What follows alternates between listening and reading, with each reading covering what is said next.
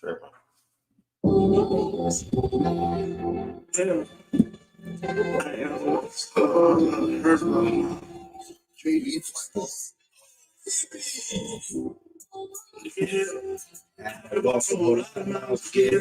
It's safe to say that I'm gonna take the cake for this year. I would say try again next year, but next year it'll probably be my best year. It took a whole lot of blood and sweat tears. I don't owe anybody anything, get that clear. A lot of sleep is nice and a whole lot of grinding. Was gonna say it took forever, but it's perfect timing. You should have seen me back in high school. They had some shit to say. Thought it was the shit that they had shift jobs at Chick-fil-A. I was thinking RAP, they were thinking GPA. A lot of them went to college and they got a job at the bank. Now when I pull up brand new road truck, you should see their face. I know she see my account, that shit'll make a hater think. It should've make a hater think. He had a goal right in his face. He saw the dreams and did the race. All it took was a bit of faith. Gotta thank God for this.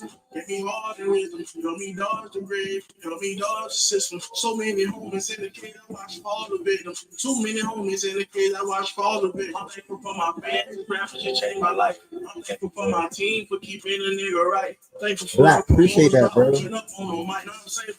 Dream check. I'm funny, man. Labels used to look past me. Now they trying to remake me. Grab a fat nigga out of the trenches and replace me. Trying to duplicate me. Can't be. It's always been my dream. I always heard the voice in the back of my head saying, yeah.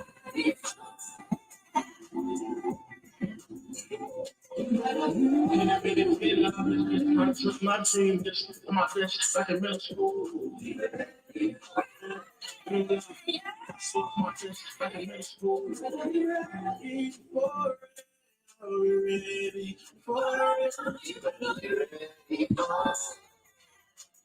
If I stay ready, I ain't gotta get ready.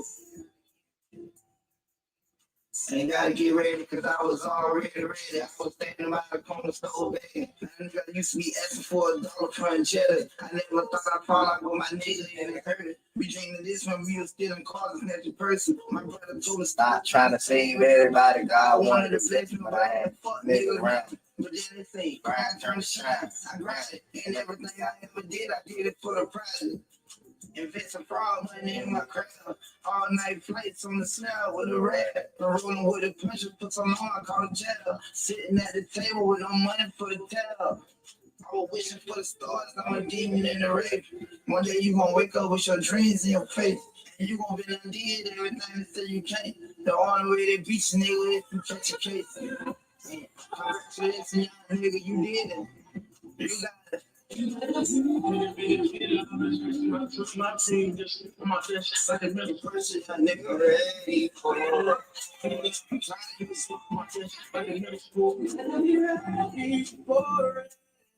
That's not what everyone in my people say.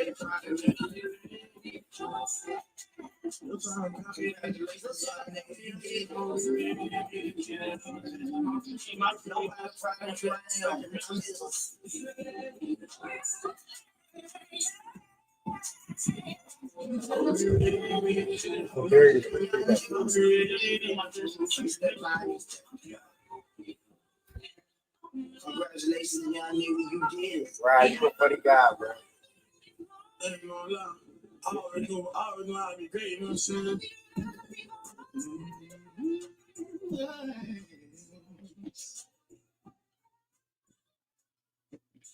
He said open mic should go the whole show. Yeah, right. I didn't even make that tweet in mind thinking about Chiefs fans, bro. Like it's all right. I'm gonna play what song, and that's the last song, y'all.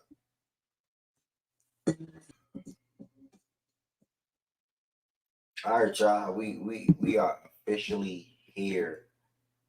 Good morning to every single body that's here this morning, whether you're on the East Coast, West Coast, wherever you reside at. I'm grateful. I appreciate y'all being here. It means the world to me. 2 people subscribed this morning so far. If you subscribe this morning, you are in here watching. This is directly to you. Thank you. Greatly appreciate it. Fact and Stats of the Daily Sports Show, Monday through Friday. That's the Daily Sports Show, Monday through Friday, 11 a.m. Eastern Time. I built a platform. I want to say I started this daily show thing about 2 years ago, allowing everybody to come on stage and speak their mind on whatever the topic is. started on Twitter Spaces, went to Playback, still utilize Playback, and I'll tell you about Playback in a second if anybody's going to replay this. Went to Playback, and last but not least, here on YouTube, prioritizing YouTube, attacking YouTube, grinding on YouTube, and y'all see the message scrolling at the bottom. Welcome to the best show in the world. And then, of course, happy birthday to myself. I turned 28 today. It is a blessing. It is a blessing. And what's better than spending my day talking sports with you all, hosting my show, building my platform? Nothing really better than that. That's my main focus in life right now. So if you are in here, thank you. Tell a friend about Facts and Stats. Yeah, man. As we get into the show today, I'll let you on stage in a second. Jordan, if you are in here, you're already subscribed to the platform, that's great. But if you are in here, you did not like the video yet, make sure you like the video. That also can help the algorithm out for more people coming in here. And then also, again, if you don't subscribe to the platform, make sure you hit that subscribe button. Road to 1,000 subscribers. Picked up like 100 plus subscribers over the past month. So thank you. That means a lot. And let's see if we can continue to knock that down and knock that down and knock that down. So if you don't subscribe to the platform, make sure y'all hit that subscribe button. We'll really appreciate it. Also, share the live. I'm pretty sure y'all in Twitter chats, Instagram chats, iMessage group chats, whatever the case may be. Share the live out and let people know what's going on. On top of being in here, which I greatly appreciate, on top of being in here, there are 4 different ways you can extend your support for Facts and Stats. I always mention this when we switch topics throughout the show. There are 4 different ways. I hit YouTube Partner, early stage of YouTube Partner about 2 weeks ago.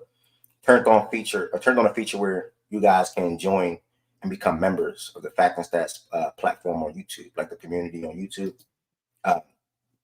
So shout out to all the ones. I think since I turned it on last week, there are 19 or 20 members. So shout out to all y'all. If you are not a member of the Facts and Stats platform, feel free. It must be on the desktop to become a member. There's level 1, level 2, level 3. There'll be customized perks, emojis, and things of that nature in the works or on the way this week. Also, you can send super chats, super stickers, super thanks throughout the show as well. All support would be greatly appreciated. So those are just 4 extra ways you can extend your support for Facts and Stats. Also, make sure you all follow on the platform on other. Make sure you follow Facts and Stats on other platforms: Twitter, Instagram, and TikTok. Dropped a new podcast episode today. So if y'all did not see the podcast episode, make sure y'all tap into that. It was me, Jordan, Woods, Heaven, Sant, and West. Talk about the NBA opening night. We gave our Eastern Conference Finals, Western Conference Finals predictions, NBA Finals predictions, pretenders, contenders. And I might be missing something. But yeah, tap into that video. It dropped like an hour and a half ago, about 50 minutes. It was a good one. So after the show today, that's something you can watch if you didn't watch it already. And if you did watch it already, thank you. So yeah, what's next? Playback. Playback.tv/Facts and Stats. Again, that's another platform that partnership with allows me to host a show there on a day-to-day basis as well. But I've been on YouTube only for the last week. Playback is mainly utilized for watch parties. That's how it started. So tonight we'll be watching both games inside of the Playback room together. Everyone is welcome to join. Playback room has about 1,500 members, I want to say now, 1,497. So basically 1,500 members. If you are a member of the Facts and Stats community on Playback, thank you. Thank you. You know, it's all appreciated, bro. Everything's appreciated. All the support is appreciated. I just want to say that all the support is appreciated. So everyone is welcome to join and come on the Facts and Stats Playback room and watch these 2 games tonight. We got Knicks versus Celtics, and then Lakers versus Wolves. You know, everybody love Ant, everybody love LeBron. We have a lot of Tatum fans in the world, and then we have a lot of people that's looking forward to seeing the new look Knicks tonight as well. So throwing it out there for everybody. Yeah, that's that, man. I'm excited, man. Let me read some comments. I don't got my glasses on, so bear with me. I had to be nice to you on the timeline for the B-Day, but happy birthday to my biggest op. Happy birthday to the brother that brought all the men them and got them together. More blessing and more life in it. You, I appreciate it. Nah, much love, much love. Give Ev a B-Day gift of becoming a member is just 5 little pesos. That would be lovely. Yeah, that would be lovely. Yeah. become a member of the Fact and Stats community on YouTube, or send anything, a super chat, super thanks, super stickers, whatever. All of it's appreciated regardless. I ain't describing this shit. My power will piss people off today. Fact, Jada. Appreciate that too, brother. Appreciate that. A lot of people do love LeBron. There are a lot of Tatum fans in the world. I don't got nothing against Tatum. Congrats to y'all. All right, so we're gonna go ahead and get into it today. We had 2 games last night in the NFL, 2 Monday night football games last night. First game was Ravens versus Buccaneers. Second game, Cardinals versus Chargers. And I mean, weekend. Let me give y'all a little insight real quick.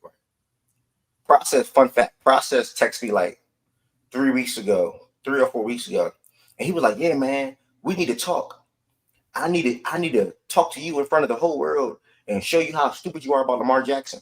Word for word, he literally said that. Not word for word, but he basically said that. Yeah, I need to talk to you about how stupid you are about Lamar Jackson. You don't know shit. He can't throw the football, and all type. Y'all know Process saying all type of bullshit. Right? Saying all type of bullshit, and week in and week out, he continues to prove not only that idiot wrong, but everybody around the world wrong. Right? I'm thinking about this. I'm in the shower yesterday, and I'm like, damn, man. I remember inside of Fact and Stats, everybody was trying to clown the Ravens, and I'm saying like, yo, we not even looking bad, guys. Like, we have to chill. We not looking bad. Yeah, we're 0-2, but we're not looking bad. Like, it's okay. I'm not pressing no panic. Oh, so if y'all lose this game, when are you pressing the panic? Guys, relax. I said my quarterback is Lamar Jackson, and with Lamar Jackson, I think we're likely to win every single game that we play, and that's true. Now, fast forward 5 weeks from now, or 5 weeks later, 5-game win streak, beat all good quarterbacks. All good quarterbacks, by the way. We beat all good quarterbacks. And however you feel about the teams, right? I'm gonna try to remember them. Bengals, Cowboys, Bills, Buccaneers, and I'm missing one. Who I'm missing, D-Farm? Bengals, Cowboys, Bills, Buccaneers. Who am I missing? Who we played last week? I forgot. Commanders. All 5 good quarterbacks, no matter how you feel about them. All 5 good quarterbacks. Now, speaking to the game, don't be fooled by the score. I don't know why the defense is like this sometimes. I don't know why it's like they let up. It's like they easily miss assignments for whatever reason. I don't understand. But they started off 10-0. And I'm like, damn. Hold on, Jordan, I'm gonna meet you real quick. They started off 10-0, and I'm like, damn. Hold on, I don't know this number. Hello?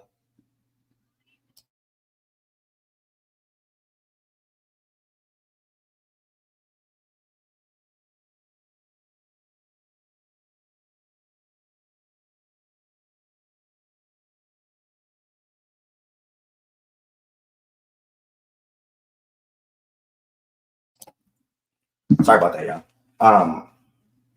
So yeah, not fast forward to this game, we go down 10-0, and I'm like, damn, I think Z-Farm had us losing coming into this game. But I'll let him speak on it in a second. We go down 10-0, and I'm like, damn, okay. The Bucks, like Mike Evans, it was fast. I mean, their first possession was quick. Like it was easy, basically. It was easy for them. They ended up getting the ball back, kick the field goal, they go up 10-0. Probably could have been 14-0 to be real with you, but they go up 10-0. And we woke up. Lamar Jackson woke up. I love when the Baltimore Ravens let Lamar be Lamar. And what I mean by that, pass pro is good. And he has the opportunity to scan the whole entire field. When Lamar can see the whole entire field, he can make plays anytime, anywhere, any place. And that's delivering to Charlie. I think Charlie got to start it. That's delivering to Mark Andrews, who had 2 touchdowns on the night. That's delivering to Rashad, who had a touchdown on the night and a big game. I don't even hear Rashad Bateman jokes no more. It's like I didn't even know what I was talking about currently.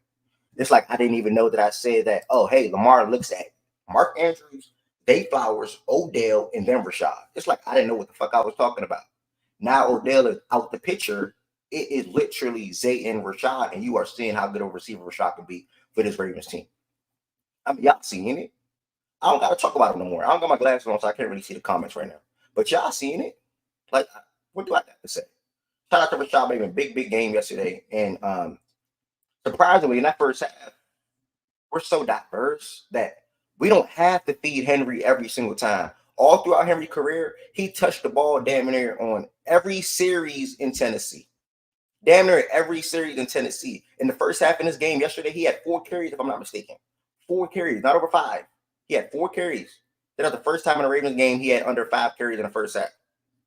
Facts. Went with a lot of Justice Hill, and the offense was spread out, and we're moving. We're moving. Ended up scoring 17 points in the second quarter alone. This team is scary, bro. This team is really scary, bro. And then what we do in the second half? Oh, don't worry about it. We got King Henry back there and took over the game in the fourth quarter, bro. Like, I'm concerned for the league. Shout out to Marlon Humphreys. Ooh. I'm the only one that had him at the top 10 cornerback when we did our list. I was not ready to put Marlo at the top 10. Marlo's having a quietly good season. He's having a solid season so far for the Ravens. Brandon Stevens looked better than him last year, but he's looking better than Stevens this year. Steven, I don't want to get into all that. But either way, Marlo 2 picks yesterday. I love it. Lamar caught him out like 5 weeks ago. He's been stepping up his play. So shout out to Marlo. Calvin, I know we got number 2 today. Justin Matabuke presence was felt yesterday. What else I want? Kyle Hamilton. He's all over the field. Laid big hits. Looking like Kyle Hamilton, the ball hawk. Roquan was Roquan for the most part. Not too bad, I want to say. Who else I want to point out? I might stop there. I think I'm missing something. But, I mean, I think we at a point we were up 30. It went from 10-0 to 34-10.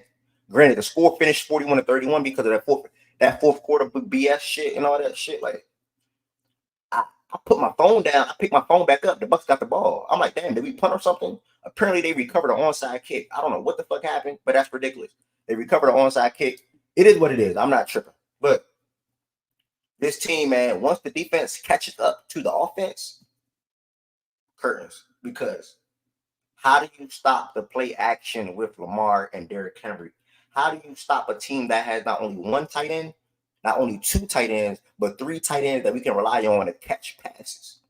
How do you stop a team that we now have 2, well, not now, but we have 2 guys that Lamar trusts on the outside, and Zay and Rashad. Lamar trust for Rashad is going up and up and up, and it's the most healthy Rashad ever been in a Ravens uniform, So, man, phenomenal win. I'm not gonna lie, I was disappointed with the rush defense because they had too much success, in my opinion. They went over 100 yards on the ground. We're utilizing all 3 backs, so shout out to them. I think Bucky scored 2 touchdowns though. To me, he looks like he is the clear best back, but again, like all 3 backs, I think ran pretty efficient. Probably not Rashad, but I think all 3 ran pretty. Let me look at the box score. The box score right here, and I'm over here just talking without looking at the box score. Rashad had 40 yards. So yeah, Sean had 5.8 per carry on 5 carries. Rashad had 4 yards per carry on 10 carries. So them 2 were the best on the ground. Bucky just scored one, I think, in like the red zone, and he also had like a receiving touchdown late in the game. So yeah, they had success, 125 yards rushing, but we had 244.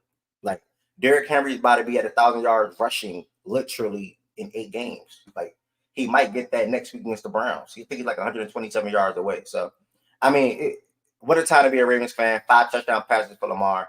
5th time he did that in his career with 0 interceptions. This time he had 0 interceptions, but I mean, I'm lost for words, bro. I'm a pass to the Z farm, bro. I'm lost for words. I'm blessed. I'm thankful. Everything that I said was going to happen leading up to my birthday happened. Liberty won the championship. Ravens got the Monday Night Football win for me. I'm good. Now I get to host the show, kick it, relax today, eat good, have a drink or so, and enjoy some basketball tonight. Z farm, man, talk to me. Yeah, so in the first quarter last night, it was really what I was expecting from this Tampa offense. I mean, Mike Evans was rolling even with the hamstring injury. Godwin was looking good. And their offense is just so good when they have those guys out there. With Baker Mayfield, that's just a good offense. And their play style is excellent. Their play calling is great. And the fact that they have that three-headed monster over there in that running back core, I said yesterday, the one guy that you got to look at that you got to stop, and they did, and this is why I'm happy today. You stop Bucky Irving. That's the one you got to stop. He had 2.9 yards a carry yesterday. That's the one they got to, and that's the one that ultimately I think won the game.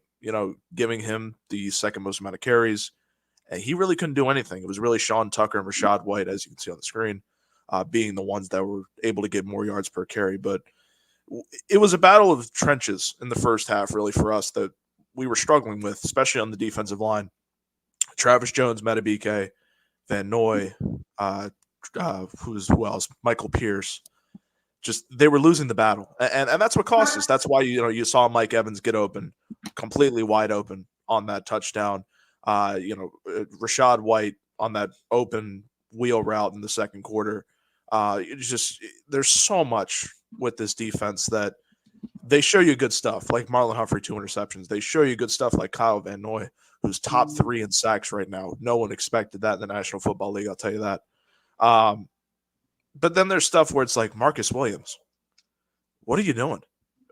You're sitting out there in a cover 3, and you're playing the zone that Kyle Hamilton's playing. Why? It's almost like they have a different playbook. Like the guys out there have a different playbook. They're not set. They're not doing this right. You brought in Dean Pease 2 weeks ago to figure that stuff out. It's been 2 weeks. It's still not figured out. That's a problem. But like you said, this score is going to tell a different story than it should. We really played good in the second and third quarter, the defense especially. But it's just that first and fourth quarter that's going to define this game. And that's the unfortunate part about it. This really should have been a 41-18 type game. 41, I'll even give them an extra 6, 41-24 type game where we came into this and we blew them out. We should have blown them out. Shout out to Roquan Smith. A lot of people's going to talk about him in coverage. He needs to work on that. He needs to, I don't know what it takes. But it's really both Trenton Simpson, Roquan Smith. I wasn't. That's the first Trenton game where I'm like, it could be better. It could be better. But Roquan in the run defense is, it's untouchable. 18 tackles I think he had last night. That's the first time I've seen him above 15 in a Ravens uniform. So shout out to him. But I want to speak on this offense. And I'm going to call it, dare I say it, an historic offense because this team is on pace for a lot of good stuff, Ev. And it's really one. This could be, and this is no exaggeration. This is not me, being a Ravens fan. This is an offense that is on pace to be a generational offense. This team right now is on pace to be first all time in yards in a season, all time, every season combined. The Ravens have a chance to break that. They're on pace, and they're going to break it by 50-plus yards. Most points scored in a season. They're on pace to break that. About to tie the record for 100 rushing yard games in a row again. Second time in the Lamar Jackson era they're going to do that. This offense is going to break records. Lamar Jackson is on pace for 4,752 passing yards. I want that to sit there for a second. 4,752 passing yards, 39 passing touchdowns. That's what he's on pace for. I think he already has 20 right now. That's the Lamar Jackson I wanted to see. Lamar has 20 passing touchdowns already. It's either 20 or 19. 15. I was about to say. I thought he had 15 coming into this. That's all, man. I thought he had 15. He had 10. So he has 15. 15 is still crazy at this point. Yeah, on this pace, yeah. I thought he had 20. But the projection's still right because I'm looking at that. Appreciate that. Thank you. So he's on pace for 39. He's got 15. That's really good. Years where we've seen Lamar pass for 28, 29, 26 even sometimes. A little bit down. We saw the 16-10 season in 2021. But now he's on pace for 39. That's crazy. 4,007. I'm still blown away by that. 4,000 yards he's on pace for first time in his career. That's going to be huge. Derrick Henry, 2,000 yards he's on pace for. I think he gets the 1,000 next week against the Cleveland Browns. We'll see with that. But this offense is rolling, and that's the that's the scary part about it. The Ravens, who have been predicated on special teams and defense for the entirety of the organization's history is a rolling offense and is one of the best offenses in NFL history after the first 7 weeks. Wow. I do want to say this. I do want to shout this out. In the playback yesterday, 5:30 p.m., we talked some bets. We talked some betting. I can't bet legally. I cannot bet. But I did share this out to the people. The Rashad Bateman ladder. Yard. I looked at it. I said, listen, Rashad Bateman's going to go off tonight. 30, 40, 50, 60, you know. He got 120 last night on 4 catches. 120 yards for 4 catches. He's open. He's always open. Shout out to Rashad Bateman. That was a game. That's the game I wanted to see from him. That's the games we need from him. If Zay Flowers ain't open, number 7's open. That's what we need. That's what we need going forward. We need 2 guys open. Mark Andrews. I said they were fading him out of the offense. They put him right back in. Yeah. And he looking real good. He looking like Money Mark again. So if they can get that going, if they can get that with Likely, who could be that number 2 for now, they got Bateman going. Zay's looking good. I think it was because of the injury. They kind of faded Zay out a little bit last night. Tried to keep him out, put Tylen in. Yeah, this is a good team. This is the best team.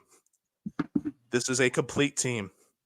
If they can get that secondary working again, which they have 5, I'm not going to say easy, 5 good games coming up for them to get that defense under control and under wraps before they get into the comp again and before the playoffs. That's going to be huge. That's going to be huge. So these next 5 games, work on that defense, continue your offense, start setting the records. And it's really looking sweet the next 5 games for this team. So this is going to be huge for this team. So I'm excited for this. I'm excited for Derrick Henry to get that 2K. And I'm excited for Lamar to start going for MV3 because that's what it is. MV3. That's what it is. Today he's the number 1. I said it last night. He should be. He is the number 1 in odds, plus 275. Ahead of Patrick Mahomes, ahead of Josh Allen, ahead of anybody. So, yeah, that huge game last night. But I do want to shout out Tampa again. But honestly, not really Todd Bowles. That last call with Chris Godwin out there, not a fan of it. Not a fan of it. That's what gets players hurt. You saw it last night. You had Mike Evans out, and now you lost Chris Godwin for the season. That's a bad look for Tampa. Hopefully he gets well. Hopefully he gets healthy. But coming off that ACL injury, and now he has a fractured ankle, I believe. I don't think it's broken. I think it's a fractured ankle. That could be it, unfortunately. I hate to say it, but that could be it. Hopefully he recovers well. We see him next year. But that sucks to see from somebody who was coming back and looking really good. Probably one of the best receivers this year in terms of a lot of stuff. So, yeah, shout out to us. We play the Browns this week, the Broncos next week, and then we get the Bengals on Thursday night. That's a good little 3-game stretch for us. So, we'll see them. But, yeah, shout out to Lamar Jackson, man. It's his show. I echo everything you said as well, bro. It's definitely Lamar's show. And I was just going to pick back up with the Chris Godwin thing. But you just touched on it. Speedy recovery to Chris. And, man, it's unfortunate, man. You know, I mean, I get why he didn't. I can sort of kind of see both ways. Right, you're down 10 points, but it's 30 seconds left. Like, it's 30 seconds, 25 seconds left. He catches the ball over the middle. Like, man, you want to have your best player safe, man. You want to have your best player looking forward to next week.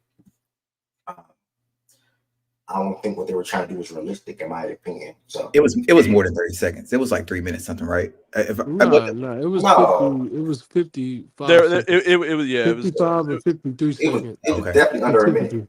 But yeah, it was under a minute. And so y'all think he should have just punted on the possibility of winning that game, or at I least mean, in the fight back into it? Yeah, to me, I would have liked to see that. You know, I would have liked to have seen that. Excuse me. Considering just the circumstances now, I get some coaches are, we're gonna keep going. And in fairness, the Buccaneers offense, they were fine yesterday aside from turnover. So I guess a part of his thinking, they had already recovered an onside kick. I think he was looking at it like, there's still a chance that we can score quick, get an onside kick, and then put ourselves in position to get a field goal. Anything is possible. But I don't know. Like I'm a proponent of the school of fake comebacks. Like I believe in a such thing as a fake comeback, and last night was that to me. And because of that, like if I were the coach, I would have, So lived to fight another day. is that a thought process across the board? In any team, Quan, thank you, Quan. Thank you, Quan. if you're down by 10 with like a minute left or a slightly under a minute, you should just punt the game. You shouldn't really try.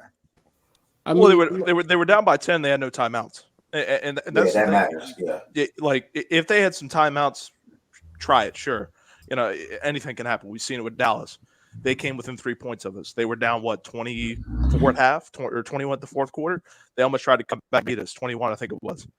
But it wasn't possible. It really wasn't possible. If it's a consistent opinion, I'm fine with it. But like, if it's not hindsight is a thing, right? Like I hated to see him get hurt. He really, I like him as a player. Definitely fuck my fantasy team too. Nobody cares about that.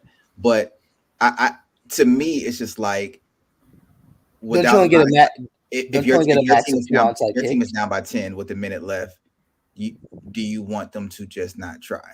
And if that's a consistent thing across the board, I'm perfectly fine with it. I just want to make sure that's a consistent thought. Wait, didn't they only have a maximum? So apparently, like, isn't there a max of like 2 onside kicks now or something like that because of the new? Apparently, I heard. G&G is saying.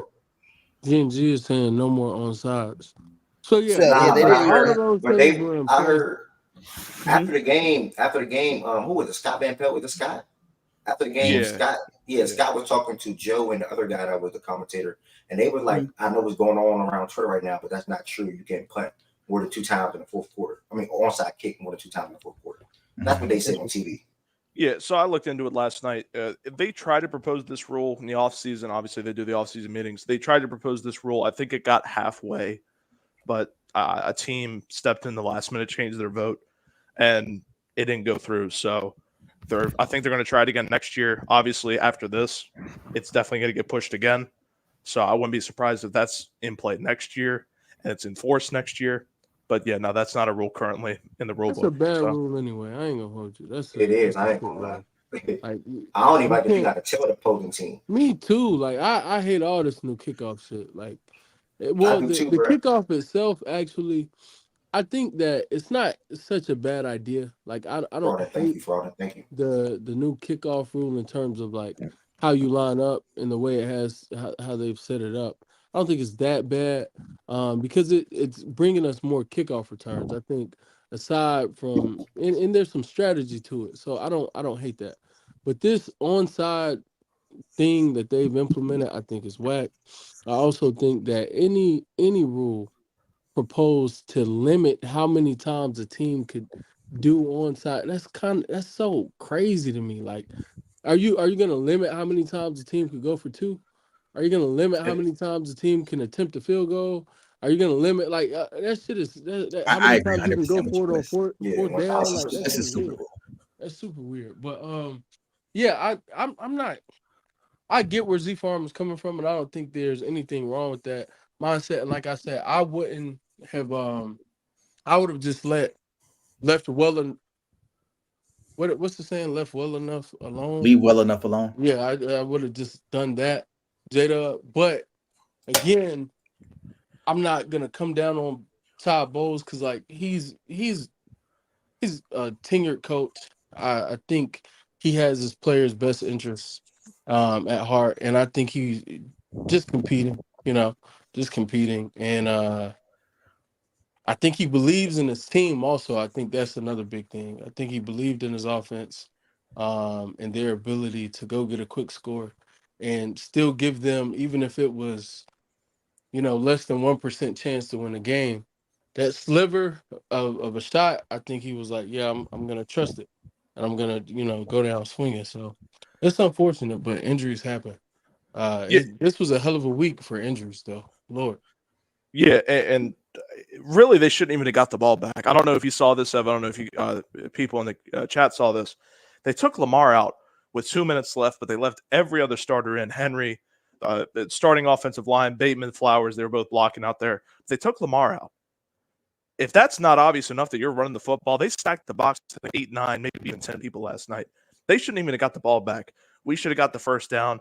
We should at least try for the first down, and we should have won the game there. There shouldn't have been no extra possession for the Tampa Bay Buccaneers.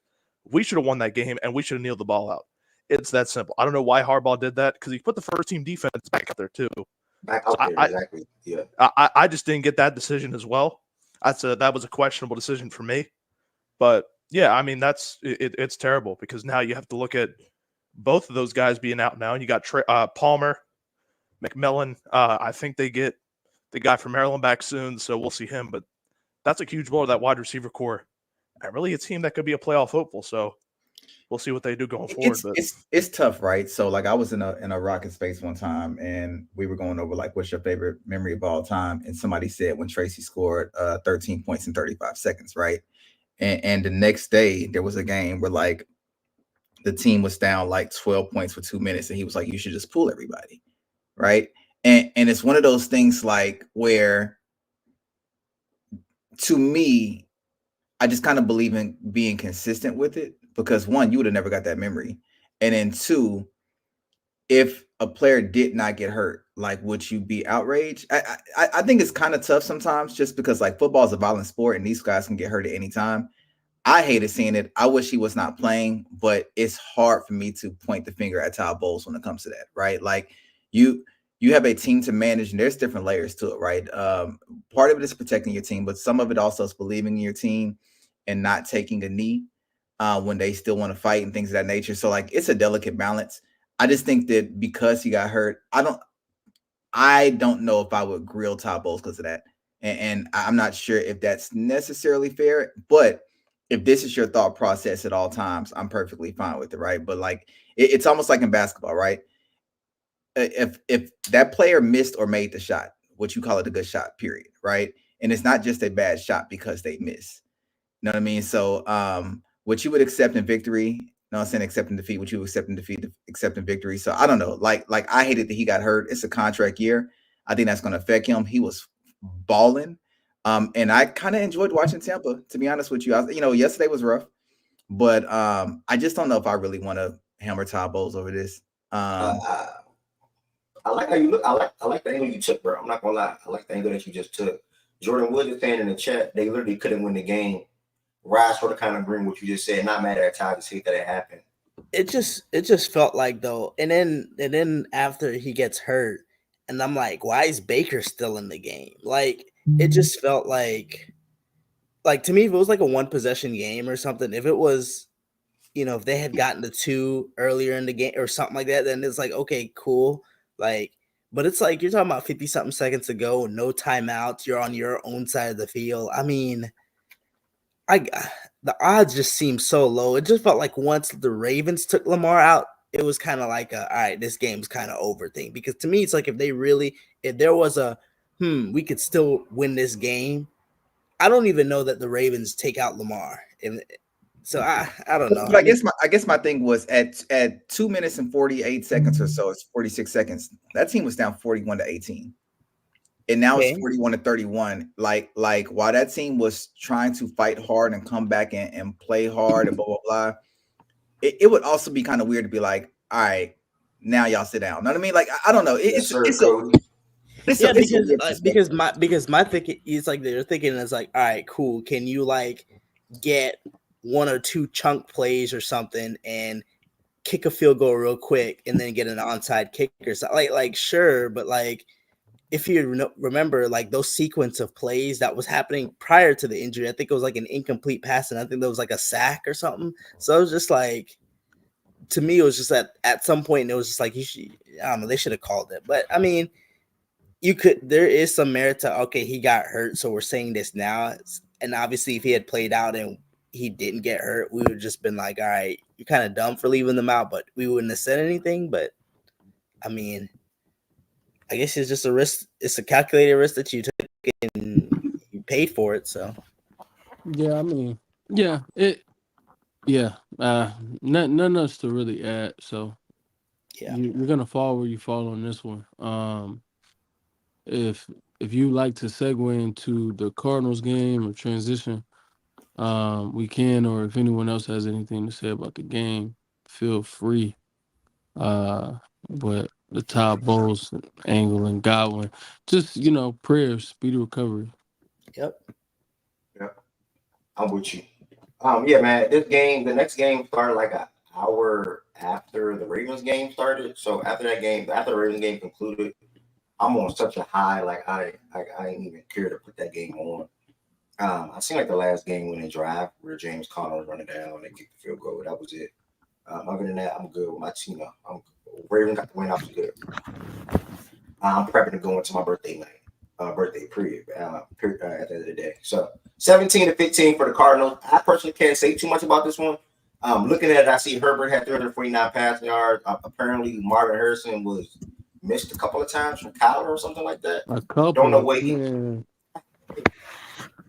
Yeah, I So don't know, man. I don't know. Go ahead, anybody. It's so terrible out there, man. When it comes to Marv, it you can clearly tell. I don't know if it now. What was bothering me is like because obviously I'm not in the room, not on the sideline, don't know what's going on, but it seems like maybe there's a miscommunication on what Kyler should be looking for, or maybe he's just going rogue and saying, "Hey, I'm playing football. That nigga can get in where he fits in." I don't know, but you cannot convince me that they are lining Marv up in the slot time and time and time and time and time again to get one-on-ones versus smaller DBs and sometimes safeties. And he's not supposed to be the target. Because anytime you can get Marv on a one-on-one, it seems like he should be your first read, but that's not what's going on. And then it's just nasty, man. It's like a waste. It's like, all right, well, what was the fucking point in drafting him? Like, why do you have him if you're not gonna use him? It's super weird, super weird. Now, yes, Marv dropped the ball late in the game. Should have caught.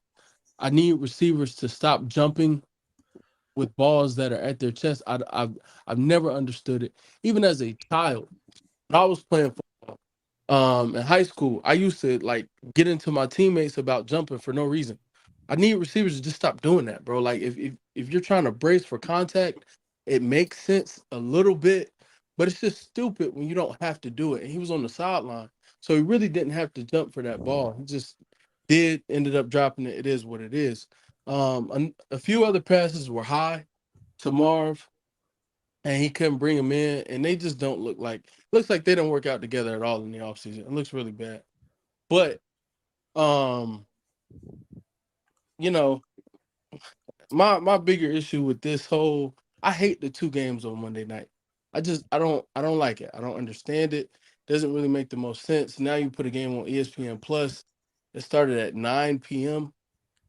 It just or Eastern time it started at 9. I'm not a fan of it for real. It's just odd. But shout out to Cardinals for getting the W. Justin Herbert needs help. It's such a waste of a tier one quarterback. Talent, he's tier one. Results, he's tier seven. Who knows? Whatever tier you might put him in. But again, they just got to get that boy some talent, man. It's really unfortunate to see that the Chargers are like just wasting um, a tier one QB. I'm not used to seeing organizations get someone this good and then not build around them, um, even like half decent. Like granted, they did early years had Keenan, had Mike, they had weapons, but they had an awful coach. And now they don't have weapons, and I think they do have a good coach. I like Harbaugh. I think he has the right ideas, but they just got to get him some more talent. And yeah, it was an ugly game, nasty, but yeah, they got to figure that Marv stuff out in Arizona because they could be a lot better if they do. And I feel like he's the one. Like I don't feel like Marv is lacking anything. and I just don't think that they're utilizing him to the best of their abilities, so or his abilities. So I'm on the complete different side of that, and this is the same thing they tried to do with him in Buffalo Week 1. I woke up this morning on Twitter and I saw the same route in the fourth quarter. Marv did this nice double route. They only showed Marv and the coverage. What they didn't show you on Twitter in this video when they were complaining about Kyler not seeing him is Kyler was already getting pressured by two LA Chargers edge rushers. He was already running for his life because the Arizona Cardinals cannot block. That offensive line is not great. And that is a problem for them as well. It's not just Kyler. It's not the connection. I think the connection's there. I think it can be there. That offensive line is probably one of the worst in the league. And I said that coming into this year. That's going to be their problem. They have the weapons. They have the running backs. They have Kyler. They have the offensive line. They don't have the defense either. I'm surprised they held them to 15 points last night. That defense is not great either. But their offensive line is not great either. The only really standout on that team, to me, is Paris Johnson. That he is great pass blocking and run blocking wise as well. But that's really the only standout on that offensive line. Those other four are just terrible. So I can't blame Kyler for that. I can't, because I'm watching him fight for his life, running back there for every time pretty much. So I can't blame Kyler yet. I got to see with a better offensive line. But he's got the weapons. Greg Dortch is good for him. Michael Wilson's good for him. McBride is definitely good. But yeah, he needs an offensive line. That's they got to start building that next year with those picks. Even free agency. Build the offensive line and watch the connection gel next year. So I'll piggyback off what Z-Farm is saying. They have Marv playing the X 95% of the time, and then they have Marv playing at the hardest position at all. Like, it's the hardest way to play it. They have Marv literally going deep almost every play. And just like Z-Farm said, they don't have the offensive line for it. So Marv is running deep, and that takes time to develop. And if you don't have the O-line to support that, you're kind of underutilizing him. Like, Marv is a Swiss Army knife. You can line Marv in the slot. He can run you a dig. He can run you a zig. He can run every route. He's not just a go gadget, go down the field type of guy. He's not that type of guy. Like, he can be used so much more. And that's on Drew, the OC over there. Because he just, I don't know, they don't know how to use him. So but last night, because if I'm not mistaken, I feel like I vividly remember at least 5 snaps where he was in the slot, he had one-on-one coverage, and Kyler didn't look his way. And some of those routes may have been deep. Now, I don't know what each route was. I know 2 of the routes were slants, and he didn't look his way. Now, I don't disagree with anything else that you all have said, especially the X point and what he's doing on the outside in terms of routes. They are routes that take time to develop, especially because Marv is he's really a tactician. So right. He is okay. I'm in, out, in, boom, boom, boom. I take some time to free myself up sometimes, or I'm just running like as good of a route as you can run because I was taught this way. Boom. And for the O-line, I agree with everything you said there, Z-Farm. Agree with what you said as well, Ra. But when it comes to the opportunities that I do think he had, where he did run some quicker routes, was in the slot, did get one-on-one coverage, and like Kyler's not targeting him or even looking his way, I think that's where I'm like, okay, Kyler, it granted, sometimes it worked out, sometimes it didn't, but it feels like from the outside looking in, you're not doing enough to incorporate your receiver as a quarterback on the field. And I do think some of that falls on his shoulders. Now, again, I agree with everything else that was said. I do think the O-line play has not been great. I think Kyler has other things to worry about as well. So I get both sides, but I still feel like you got to use him. You got to utilize him, got to target him. Yeah. I remember in the first half, he had 2 touches. Like 2. Yeah. And he finished with 6. Like, dang. Yeah, I'm on Mickey Mouse ass too. Like that shit he said after week 1 said, it's not my job to throw it to him.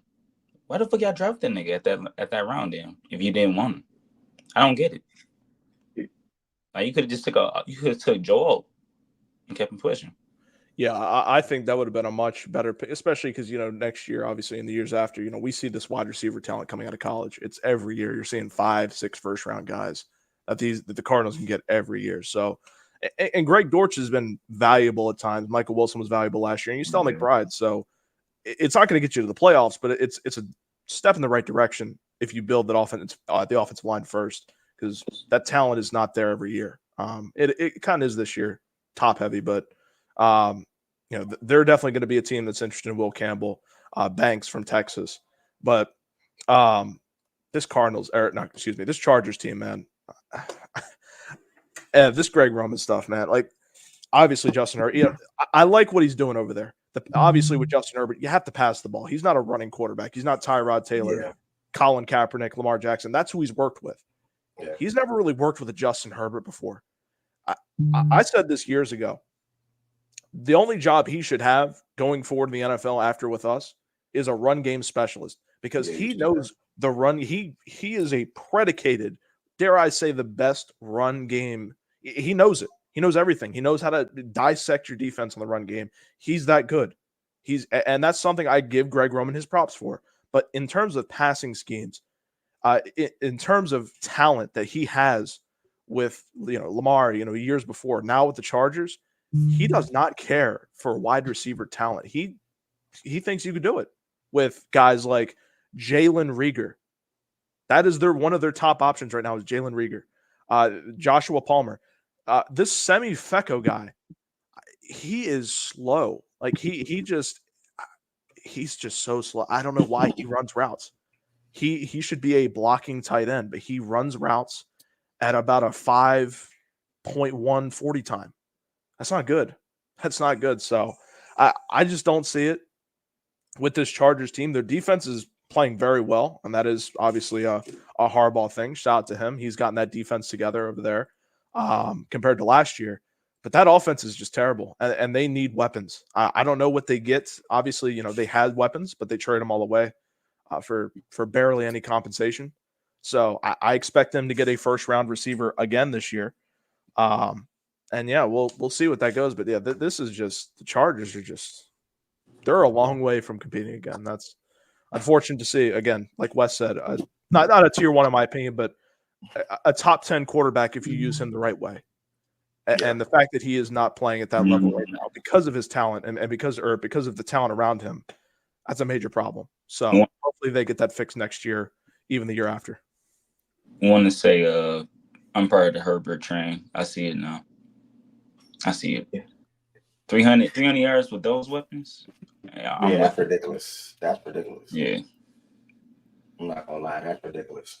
But yeah, man, I mean, shout out to the Cardinals. Got the win last night.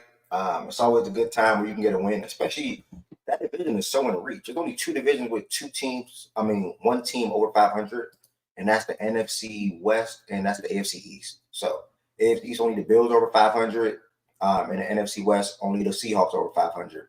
Every other team has at least 2 teams over 500. That's an interesting fun fact, something I just looked at. So what that means is,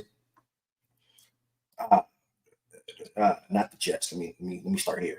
That means the Rams, 49ers, and Cardinals, and Seahawks all have a realistic chance to win that division still. So that division is open for all 4 of these teams right here, man. I can't really say the same for the AFC East. I think that's the Bills division to lose. I think the Jets and the Dolphins can sort of kind of make a push to get into that wild card spot that you see the Bengals are trending towards. I meant to say they're 2-game winning streak, approaching being 500 soon. Who they got next? Give me 1 second. They got the okay. All right. So yeah. Be Young, I don't know if I said it, bro, but thank you so much, man. If you told me your birthday in the chat and I missed it, thank you. At the end of the day, I'm blessed. I'm thankful to be able to host the show here on a day-to-day basis. As we transition to the next topic, man, if you are in here, y'all, don't forget to like the video. Liking the video also helps with the algorithm. And the only thing I want for my birthday is to be closer to 1,000 subscribers. So if you are in here, you do not subscribe to the Facts and Stats platform, make sure you hit that subscribe button. If you are new here, Facts and Stats is a daily sports show Monday through Friday at 11 a.m. Eastern time.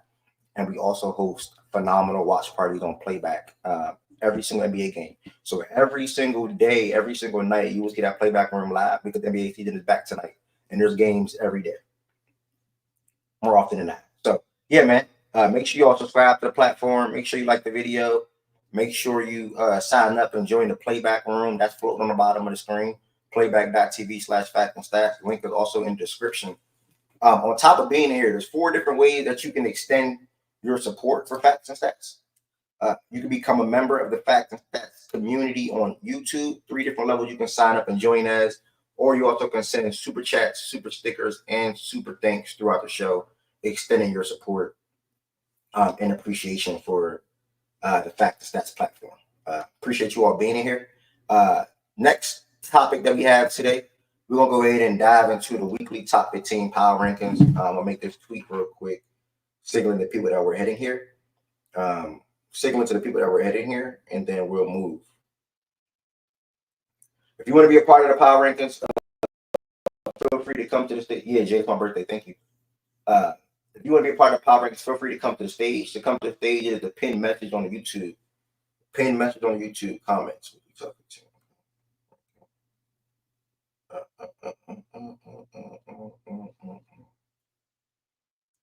Weekly top 15 power rankings starting now. And then we're going to go ahead and dive into a lot of different NBA conversations, topics, and thoughts today. And I just thought about it. We didn't even do a preseason power rankings for NBA, so we got to do that today too. That literally just hit my mind 10 minutes ago. So that'd be fun / interesting.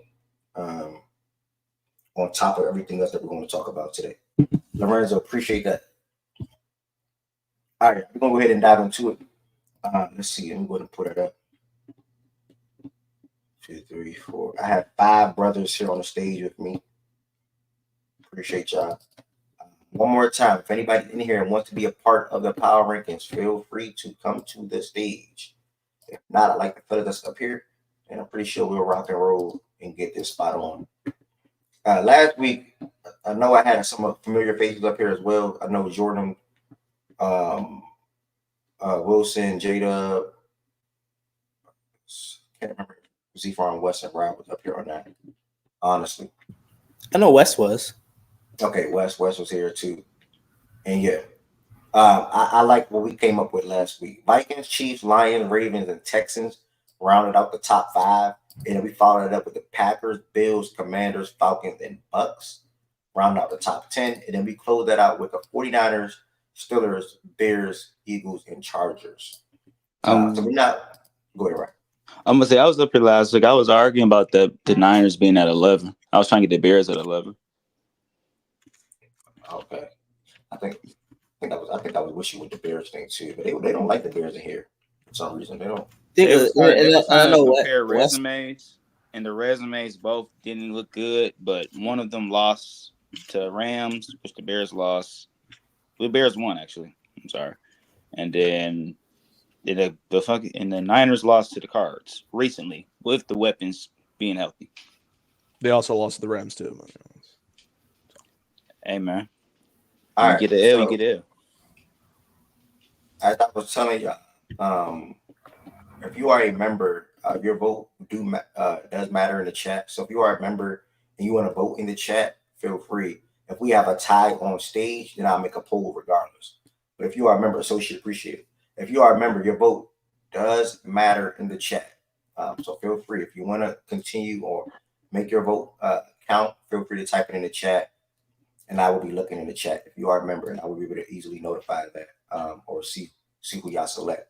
Also, if there's a tie on stage, I'll make a poll, and that's when everybody is included. All right, so yeah, man. I'm scanning this real quick, man. The biggest change that I think I'm going to see, I think these guys will not be ranked. I think the 49ers will not be ranked personally. And I think the Steelers will move up. That's my 2 things that I got to say. Anybody else got anything to say about what they're expecting for week 8? Yeah, Niners won't be ranked. I don't know how people feel. Bucks might not be either, but we'll see. But I don't know. I don't know if the Bucks should be. Anybody else? I just gotta see how it goes, honestly. Shoot. Okay. Hold on, what was the question, game? My fault. What's some changes you think you're going to see compared to last week list to this week? Oh, obviously we're gonna see the Vikings fall. They shouldn't fall so far, but they're gonna fall. Probably the 4. Lions will move up. Steelers will definitely move up. Falcons are gonna get crushed. Falcons are gonna get crushed. Niners will be off the list. Um, Commanders may move up. They may end up stuck in the same position though. Who knows? Depends on how people respond to the Texans.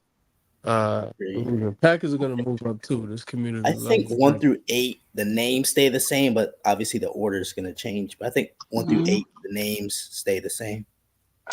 We'll see. No, We'll see. no We'll see. Texans below the Steelers. We'll see. Come We'll on, man. see. Come on. We'll see. We'll see. Yeah, all members can rank from chat. All members can rank from chat. All members can rank from chat. All right, man. Jada, man. I'm gonna give you the right to kick in this. I'm gonna give you the right to kicking this one off, man. Who you got at one, man? I got the Ravens. I got the Bro, Ravens. why you say that like a shy 14-year-old? Because listen, I get it. I get it. The Chiefs have done nothing to. Thank you, B. The Chiefs have done nothing to really drop from there. They're undefeated. They keep on winning. Their defense is good. I'm sorry, like y'all know how I look at rankings. If they play today, who the fuck do I think wins? I think I know the Ravens lost to them already, but I think the Ravens would actually beat them today. So I got the Ravens. All right. B, you ain't even hit me back yesterday, gang. You ain't even hit me back yesterday, B. You supposed to be helping me with that. But I'm with Jada. I'm not gonna lie to you, bro. I understand the record. Shout out to the Lions. Shout out to the Chiefs. Shout out to the Vikings. All 3 teams have better records than us. But I do think at this very moment, power ranking style, the Ravens are the best team in football. And I think we've been showing that, especially offensively. And if we were to play any of those teams tomorrow, the way this offensive line picked up, the way the run game is with Lamar and Derrick Henry, the way the pass catchers are contributing to the offense, I think we'll win against all of them, respectfully. And I think all of them are dealing with injuries outside of not including the Vikings, but the Lions and Chiefs are all dealing with injuries. The Raiders are not pretty good. So, you know what's funny? Some people want your power rankings to actually be the standings. If you want the standings, go look at the fucking standings. I don't think it necessarily has to be that. We don't argue numbers in here. Like a team like the Chiefs, like, I mean, they don't lose. I mean, like, they win, like, they don't lose. I don't know. Like, it could really be that simple. But even with Pat not playing well, like Reed, Spags, obviously Kelsey's look like he's gonna obviously pick up. Kareem Hunt's coming there, and he's essentially replicated what Pacheco has done for them. And obviously it's just this season, but like, when's the last time they lost? I'm not even gonna hold you. When it's like, and they've beaten Atlanta, they've beaten Baltimore. Christmas was the last time they lost. Yeah, they beaten Atlanta, they beaten Baltimore, they beat San Francisco. Like, they just don't lose, and their defense is suffocating. Now the Ravens, I think I'll say this in terms of style points, in terms of like, I guess if this was like college football type, they look aesthetically pleasing. They look the most aesthetically pleasing, but to me, the issue with the Ravens defensively, to me, there still leaves a lot to be desired. Even though, like, I just wonder how the Bucs offense would have performed that entire game if Mike Evans doesn't go down. Because it seemed like the Bucs was able to essentially do whatever they wanted at will and then Mike goes down, and then their offense just sputters. While I think that's fair, I think the Chiefs defense has been kind of holding them up. Patrick Mahomes, 6 touchdowns, 8 interceptions, has not looked good. And I think even great defenses are gonna like have games, but they're not killing it as much. I'm sorry, like if they play today, I think the Ravens will beat them. It's crazy. I can't even prepare for a shoot without some BS going on. What the fuck? The Ravens, bro. Jordan, that's just the first two. Bro, that's what just are we the first doing, two guys, bro? Hold on, Wait, but wait. Yeah, hold on. Yeah, hold on. Because with the Lions, like, because I know you're gonna advocate for the Lions. Y'all beat the number No, one I'm not. ranked. I got the Chiefs. No, I'm saying like to Oh. be ahead of the Ravens, just yeah, in general. But common opponent.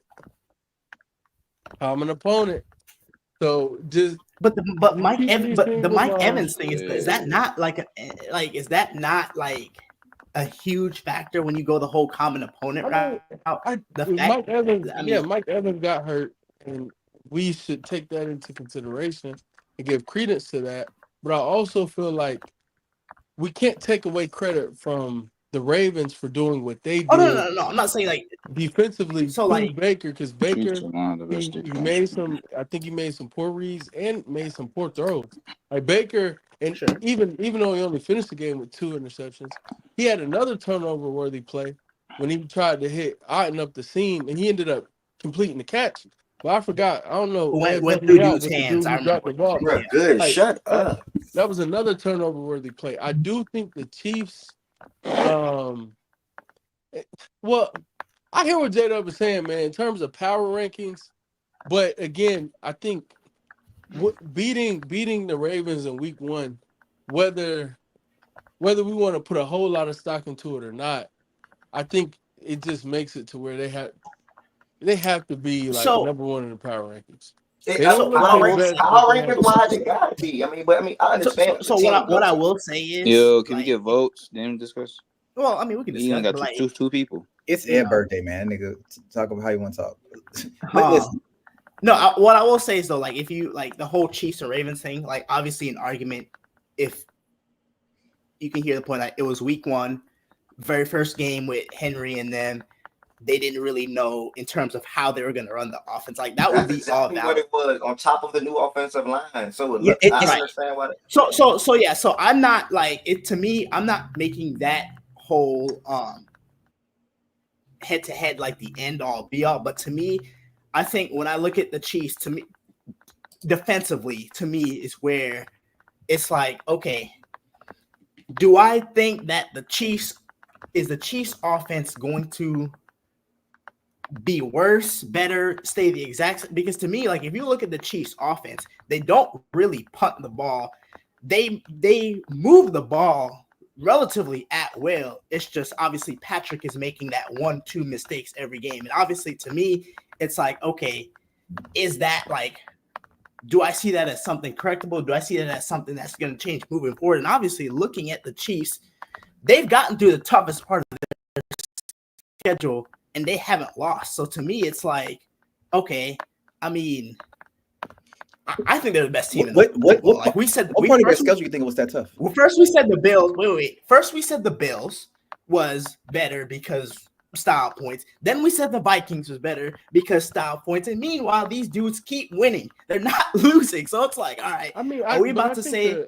I don't think the Vikings loss proves that they're not like technically better. Like they lost to the first or second best offense in the league and another top 3, 4, 5 team on our power rankings. Like they lost to a really, really, really, really, really, really, really good team, and they were in position to win that game. It's not like they looked bad in that game when they lost either. No. I'm not saying that. I'm just saying.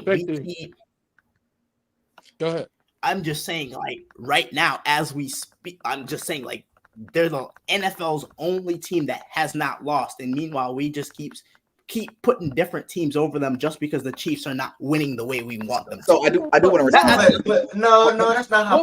One person voted on the Ravens. So no, hold on. Let me say this, okay, and I'm gonna say this, and I'm gonna shut up.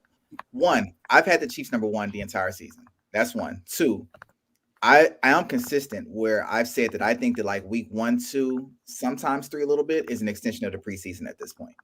I do not think this is the same Ravens team that played in week 1.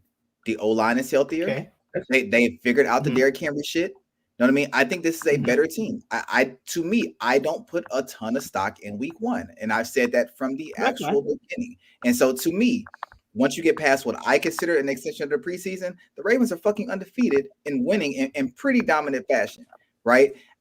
With the Chiefs, I have to give them respect for finding ways to win. But man, between the war of attrition, like even Juju got hurt. Like I think the injuries at some point could catch up. And to me, I'm sorry, I've watched Mahomes his whole career. This is the worst I've seen him look. Sick dog. I mean, He's those are all fair touchdowns, 8 points. picks. I'm sorry, like if they play today, not only do I think the Ravens will win, I think they will probably win by like somewhere between 8 and 10 points. I think they will win for sure. But I mean, that's just my opinion. I think you're underselling that Chiefs defense when you say that. In my opinion, I think you're underselling that Chiefs defense. Like that Ravens offense is explosive, but that Chiefs defense on the Chiefs offense than it is the Chiefs. Defense. But the Ravens Like, defense is not exactly 8 to 10 points. But you got to think about who more killed of a this. Jordan referendum. Rasheed Rice killed this. Rasheed Rice killed this in that game. Right. He's not there. He's not there. And quite frankly, matters. like No, but, currently like- they don't have any. They don't have any. Rasheed Rice is not there, and that's fair. But to me, it's like, okay, the guys played one season. Like, so to me, I'm thinking, okay, could they get out of Worthy essentially this year what they got out of Rice? Basically, No. go like could No. What I'm saying is because remember, Rasheed Rice in the beginning of last year, right? Remember, we were like, the Chiefs don't have any receivers. They're dropping balls. Worthy They don't have is any- not the receiver. Yeah, he's just not the Totally receiver. That different, and the build is. I'm different. saying can't work in Worthy terms the of same- develop. Yeah, not I get like it. they're the Okay, same. so even the develop, not using them the same way, even the development point. I think Worthy, based off the body type, it makes it a lot harder for him to develop on a fast track as opposed to some of the other receivers we've seen. And I think tactically as a receiver, he's just far behind. Like, even if you want to compare him, like, oh, Devontae Smith had a similar body type. Devontae Smith was a much better receiver. Like he was a much better receiver at all different levels and all facets of the position.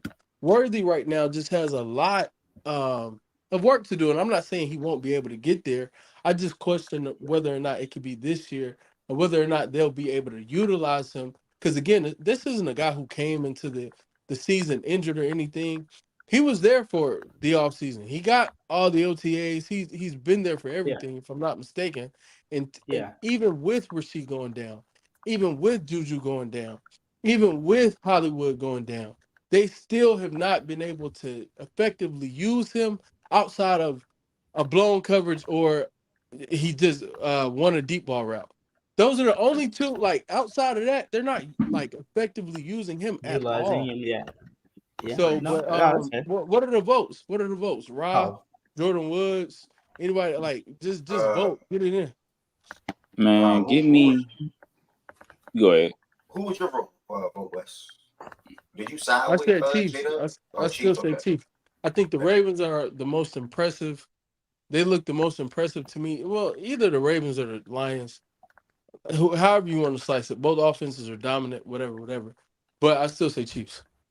Okay, what you got? I would say the Chiefs as well. Give me the Lions, man. I'm not gonna get up here and really praise the Chiefs for being a banged up Niner team who's been kind of ass all this year anyway. Like, if you watch the game for what it was, they kind of were struggling with that team. So, give me the Lions. We beat the number one team. That team was undefeated. That team beat the Niners, which is ass still. That team beat the Packers. That team beat the Texans. I'm going with us, man. We in there Sunday, got it done. And we've been dominant for these past 2 weeks. Besides, I'm not these past 2 weeks. Let me rephrase that. Just we beat the Cowboys, which is ass. That the team's ass still. But no, we've been looking good. So give me the Lions. I like your argument for. You said you guys beat.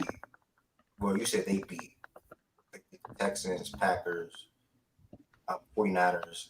That's some good point out, in my opinion. Granted, that's not y'all, but still, y'all beat them. Who beat them? So, yeah, man. I mean, fair. I mean, okay, fair. But okay, it's fair. Damn, I can't. Yeah, I mean, like, yeah, I mean, guys up here mean, talking about Xavier Worthy. Like, Xavier Worthy had 8 targets and 3 catches for 19 yards. We got to look up for what it is, man. The nigga not performing. We can't just go on. Like, I know projections is part of this, but we got to look for what it is. The kid's just not doing his job, not producing. So I wouldn't mind another choice. It's just, I guess to me, it's just, which you can call this rudimentary, simplistic, whatever. All right, It's nah, just B, I got you. they don't lose. We got 60 people It's in just here, to me, man. Shout so, out, shout out. Jordan, 60 with people in that, here. like, Thank That's y'all. major on YouTube. they don't lose. Major. That's Like- understandable. But like, I mean, I hate to do the what if game, but like, I mean, week 1, them niggas could be 0-1 because I mean, the likely foot is down. That's what I'm saying. I hate to do the what if, but like I'm saying though, like, bro, like I'm not impressed with the Chiefs, bro. I don't care that Mahomes is a quarterback and they won since Christmas. I don't care. This is But the 2024 thing is, season. Jordan, let me get these. So no, I get that. It just feels like we've been doing that for a long time, where we look at the Chiefs and we go, well, they won, but, and then we keep, it's like, to me, how long are we? So it sounds like you living in fear, basically. They've been No, so like to me, I ain't fair then, bro. Yeah, that's another thing. But Like, Ev, though, we have no, I get conversations that, but Ev, about. we've put we've discussed 3 or 4 different teams, right, throughout the season, where we're like, all right, the Bills, they looked really impressive, they're dominating. All right, cool. The Vikings, now at the time, those were fair. I'm not saying like going back and saying that those are wrong. I'm just saying, to me, it's like, if the Chiefs obviously continue looking the way they do, but they keep winning, I'm like, it's like, okay, cool. They're not scoring high on the style points. Let me ask you a different question. Because you know sports, you know college football, you know rankings, right, you know even down to high school, rankings are always sort of kind of similar, right? When they're conducted. How do you conduct power rankings? When you think of power rankings, what do you think of? Let me ask that. Right, like the premise that y'all give, like, if these 2 teams play tomorrow, right? Who would win, right? Who right now, as we speak, are the best teams? Like, not necessarily a standings thing. Like I get, like, okay, cool, like, you know, it's not the end all be all, right? Like, just winning and loot. Like, So I'm just looking at it as teams faced off with the Lions or the Ravens or the Vikings right now, you think they would beat all 3 of those teams, or just have a better shot to come out of those games as the victor than the other team's name? I think they do. I think they do. Like, I think they do. Like, to me, I look at the Chiefs as. But you scared to answer, bro. Answer, bro. No, yes, no. The answer is yes. No, I said yes. Okay. Like, I think they would, right, and the reason is, I think the Chiefs treat each opponent. They look. It's a different game when they play different teams. Like, to me, it's always gonna be. We didn't look great doing it, but we have a formula to win games. Defensively, Chris Jones is gonna wreck games. We're gonna hold teams around that 17 to 20 points or under, and then our offense, Pat's gonna make enough plays to win. He may make 1 or 2 mistakes a game, may throw an interception or like whatever, but he's going to, whether it's scrambling a 30-yard or converting on key third downs. Like, the box score is not gonna look great, but it's, at the end of the day, the Chiefs are gonna have more points than the opponent. Did y'all litigate? Because my connection was bugging. Did y'all litigate the whole week 1 thing? Because I didn't. That was a point I didn't particularly like, especially since, like, I mean, last week list matters, and the whole week 1 thing has already been litigated in previous debates. So how are we gonna go back and undo debate that's already been had if last week list matters? That doesn't make much sense to me. Like, we listened to the argument that Jada made. I just gave my opinion, and then we just moved, like, because now Jordan was making his case why he just disagrees with any team being ahead of the Chiefs. He's voted the Chiefs. I voted the Chiefs. Rob voted the Lions. Jada voted the Ravens. Ed voted the Chiefs, and now we're waiting on the rest of the panel. I voted the Ravens. I am about to get the rest. Oh, you voted the Ravens. Excuse me. Yeah. Okay. I am about to get the rest of the stage. And members in the chat, y'all can vote too. If you already typed it, I already got it notated. But while there's 61 people in here, I do want to share this real quick. There got to be about 5 to 10 new people that don't know what Facts and Stats is, but in here. Thank y'all so much. Facts and Stats is a daily sports show, Monday through Friday, 11 a.m. Eastern time. Always live on YouTube every single day. Talk about all sports too. You're going to hear some NBA talks. You're going to hear some NFL talks. You're going to hear some baseball talks, college football talks, college basketball talks, etc. So make sure y'all stick around for the NBA talk later today. We're going to talk about NBA Open tonight. We're going to give our predictions for the Eastern Conference, Western Conference Finals, NBA Finals. We're going to rank up to 10 to 15 teams preseason, and through that probably every 2 weeks or so far, or so forth, whatever throughout the season, and things like that. It's a phenomenal platform, bro. I built a platform for everybody to be able to talk, to come on the stage and feel comfortable and speak their mind. That's my biggest thing. Speaking their mind, speak your mind. So, yeah, man, just wanted to get that out there real quick while we have 60 people watching and listening. I did not hear from Z-Farm. Z-Farm, what you got? So I'm going off the criteria. I'm a man of criteria, and I'm a man of the people. I see the chat going crazy about the Chiefs. I agree.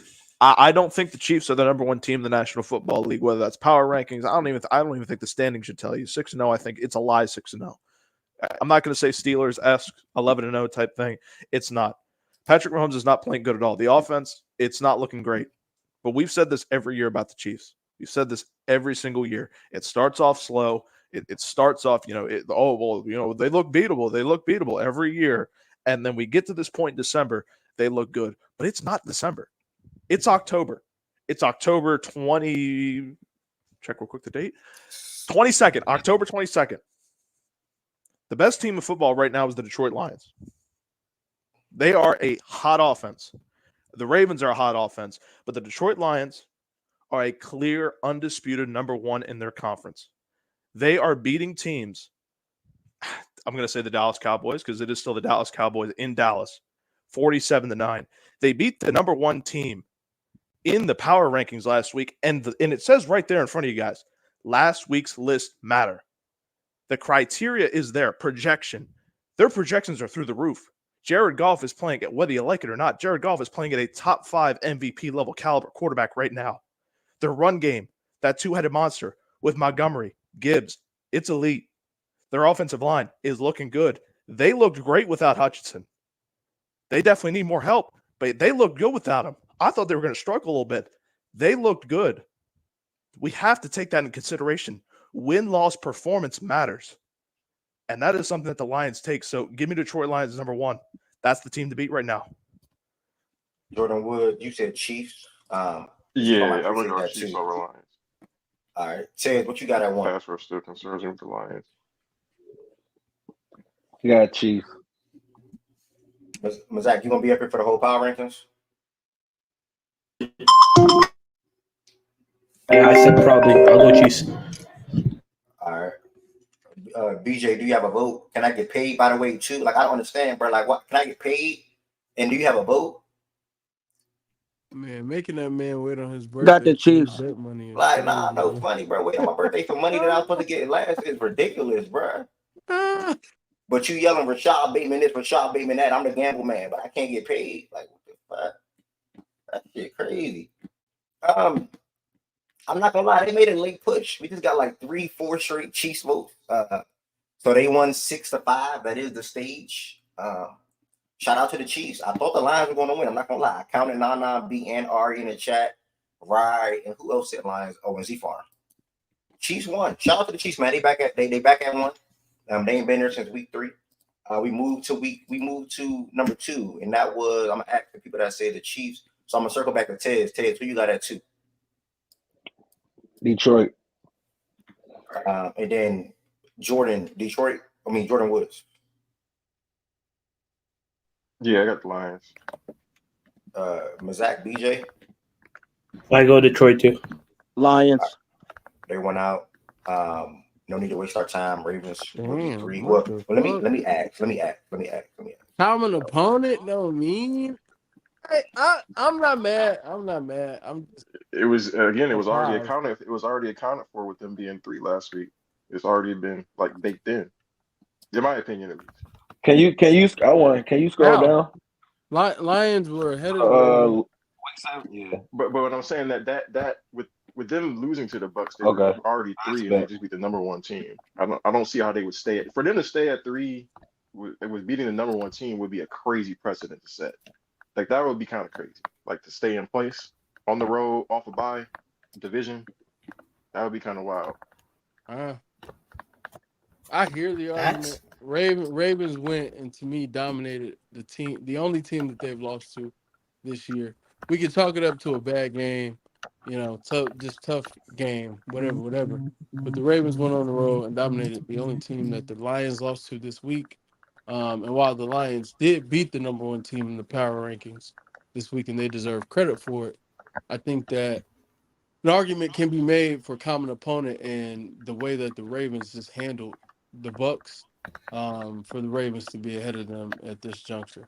But I'm not mad at the Lions, so it's cool. And they have I one was like, less loss. each of the teams in the top like 3, top 4 have a really good argument to be like, So it's like the Chiefs only have the argument that they're undefeated and they keep finding a way.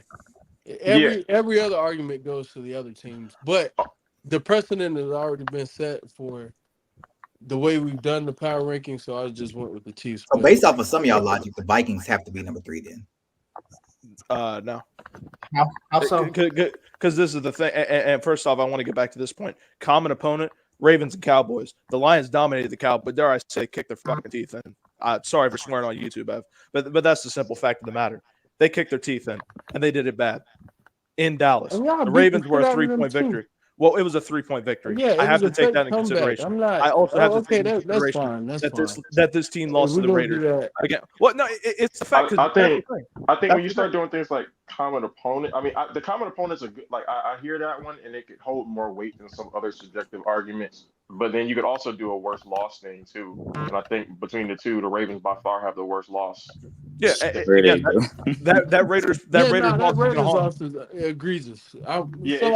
That's why I said I'm not mad at it. I'm not mad at it. I hear the Ravens argument. They definitely like the hottest team in football for sure. It's just I think the whole last week matter. If that whole last week matter thing wasn't there, I swear I would probably be with you on the Ravens. Yeah, also to that point, Lions defense, I think your defense looks better than the Ravens defense right now. I hate the hottest team. We're not the hottest. We're the hottest. Damn, nigga.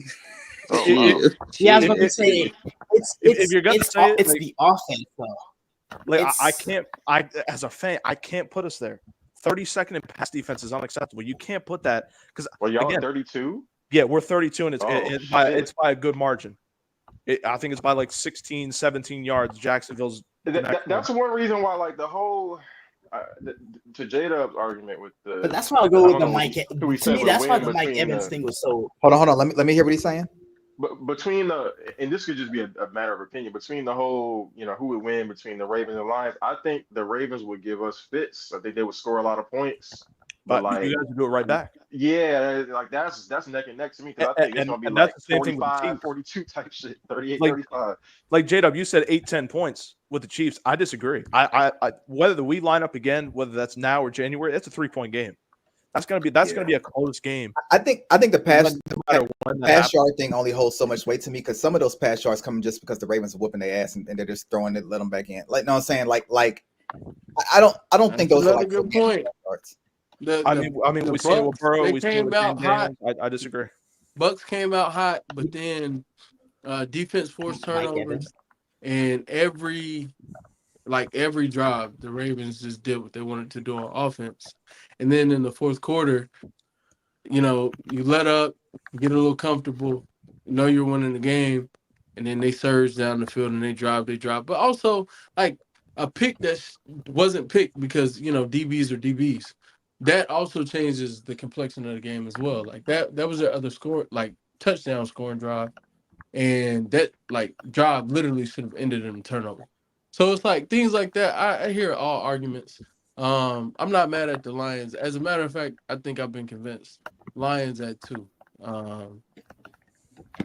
already down. Yeah, I didn't know. I wasn't looking. All right, Ravens at 3. Although the Vikings, I would say Ravens. Anybody put the Vikings over the Ravens right here so we can swap the act? No, you got to reward winners, so Ravens definitely here.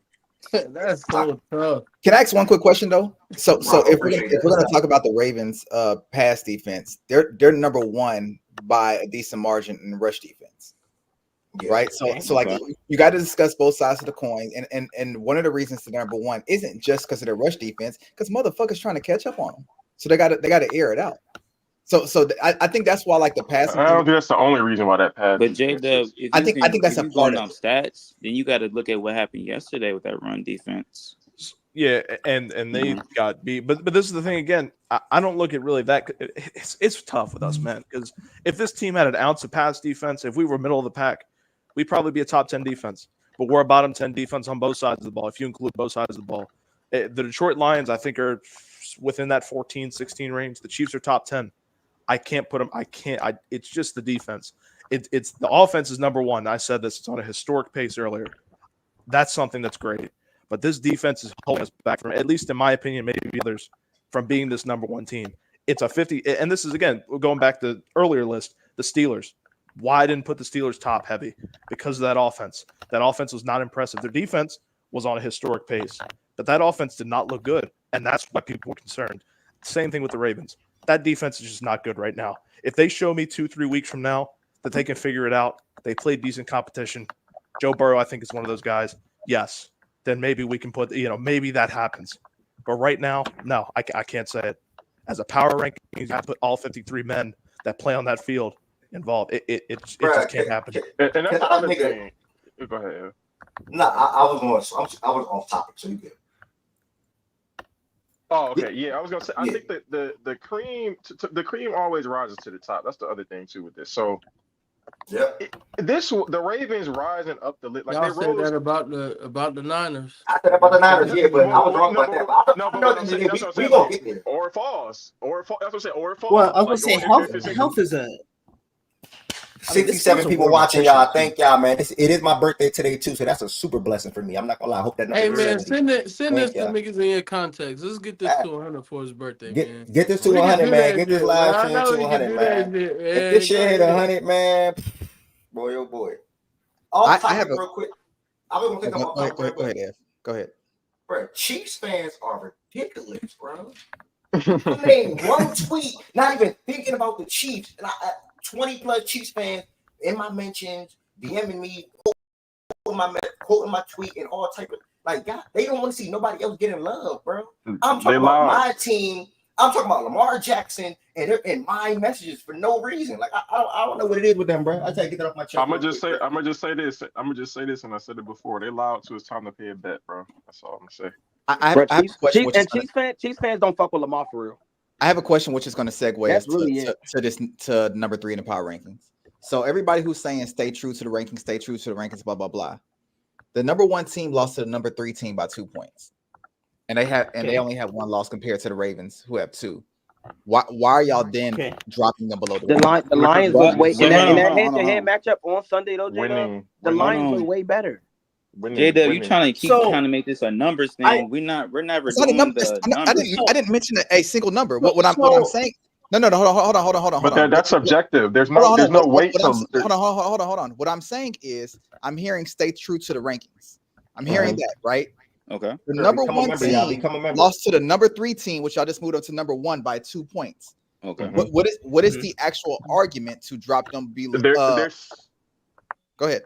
There's subjectivity in how much you want to drop them. That's not a cut and dry thing. Like they lost the game. Like if they wanted to control how much if they wanted to control that, in my opinion, they could have simply won the game. Like the Ravens are right behind them and they won the football game. So I think there's ways that someone could look at it and say the Vikings could stay there. So I'm not saying you're completely wrong about the Vikings having maybe an argument. What do you mean the Ravens right behind them? They were 3 spots behind them. Where were they at? Where were the Ravens at last week? It was 1-4. So what do you mean they're right behind them? Well, are you saying today based off what you're going to rank them? Yeah, I think you always start by rewarding the winners, bro. That's my philosophy. I think you always have to start by rewarding the winners for winning, especially when you look how the Ravens looked yesterday. So for me, I'm always going to start with, if you lose, then how much you drop. I'm going to prioritize that less over how much I reward or making sure I reward a winner for winning a football game, especially when you look as dominant as they look. So the Ravens, especially, and they beat a team that was top 10. So the Ravens did beat a team. Because the Bucs aren't the Lions. The Bucs aren't the Lions. Mm-hmm. So again, beating a team in the top 10, they deserve credit for it, and they thrashed them. Agreed. Yeah. I'm right there. The Vikings, though, again, as the number one team the previous week, if I'm not mistaken, lost by what, 2 or 3 points? I think it was 2 points, 31-29 to the number 3 ranked team from last week, and they were a first down conversion away from losing the game. I mean, winning the game, like putting the game in. So in a game that's that close, and we watched the game as well. I know everybody who watched it. The Vikings look every bit as good as their ranking said they were last week. So they did. The offense did. The defense didn't look great. Which is a big part of how you rank them. People will rank them. That's a big part of what people were talking about with them is their defense. So that defense getting, every dog has his day though. Like they look like the best defense in the league. Like one of them. So this is a weird. So what I'm gonna say is it's a weird. I think there's an argument both sides here. I think this is a fair conversation. I'll say that. So I do think this is gonna be a weird kind of way to word this, but to me, I'm kind of not. It's not just the Bucs, but it's almost the combination of the Bucs on top of the Commanders last week, who was like top 6, like whatever they were, like we ranked them highly. To me, it's the Ravens are stacking really good wins together, and I do, and like George said, it's not better than the Vikings. Not better wins than the Vikings. Shout out to Established, man. Established became a Fact and Stats member, bro. Greatly appreciated, man. From the bottom of my heart, thank you, brother. Thank you, brother. That an amazing thing on my birthday at that, y'all. Don't forget, there are 4 different ways you can extend your support for Fact and Stats. Sorry, fellas, I always got to do this until I get a of course. Soundboard. 4 different ways you can extend your support for Fact and Stats. You can become a member, like Established just did, or you can send super chats, super stickers, and super thanks throughout the course of the show. The show is probably going to be about 2.5 more hours. It is my birthday today. I'm 28. I'm blessed. I'm thankful. I'm excited.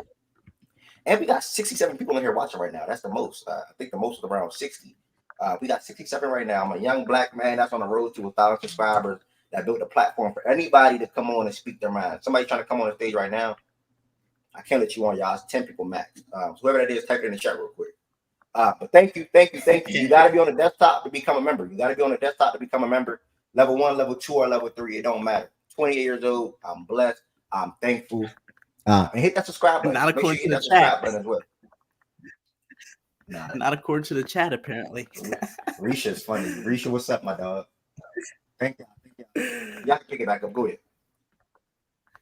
That's tough though, because like now I'm thinking about it, the Vikings do have wins over the Texans and the Packers, and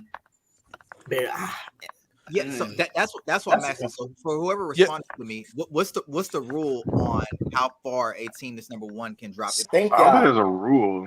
There is no rule. It says it wouldn't There's make no rules for us to not reward a team that won. That's kind of where it is though, because I mean the Ravens won in dominant fashion. 74 have been pretty good, and you just can't ignore that. Yes, Minnesota lost to us.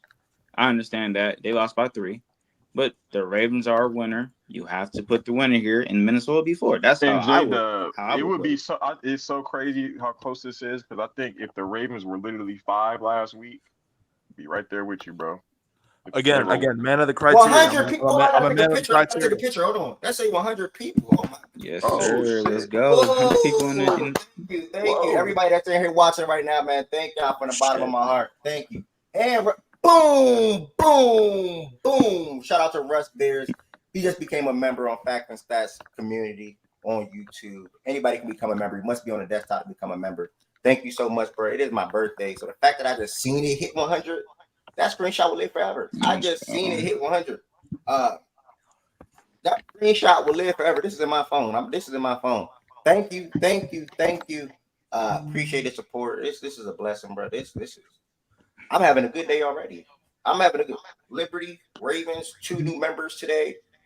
Just hit 100+ people. We got 95 people watching right now. So again, if you are in here and you are new, Facts and Stats is a sports platform, and I allow anybody to come on the mic and talk. The daily sports show Monday through Friday at 11 a.m. Eastern time, and I also bring on different guests throughout the weeks, talking about NBA or NFL episodes on the podcast.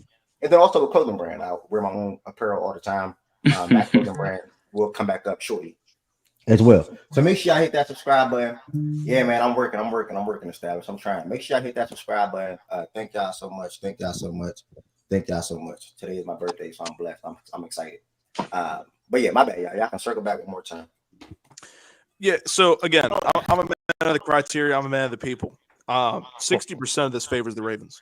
The roster, obviously, you're not going to take Sam Darnold over Lamar Jackson. You're not taking this offense over Lamar Jackson. The projections, we know what the projections are going to lean towards, and we know who they're going to favor. Obviously, the Ravens.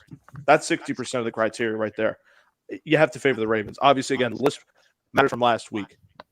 These are and lists before we go into that. The Bills, we beat the number 1 team before.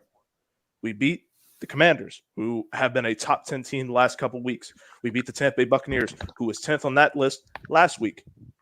The Vikings, again, won. Get it. Understand it.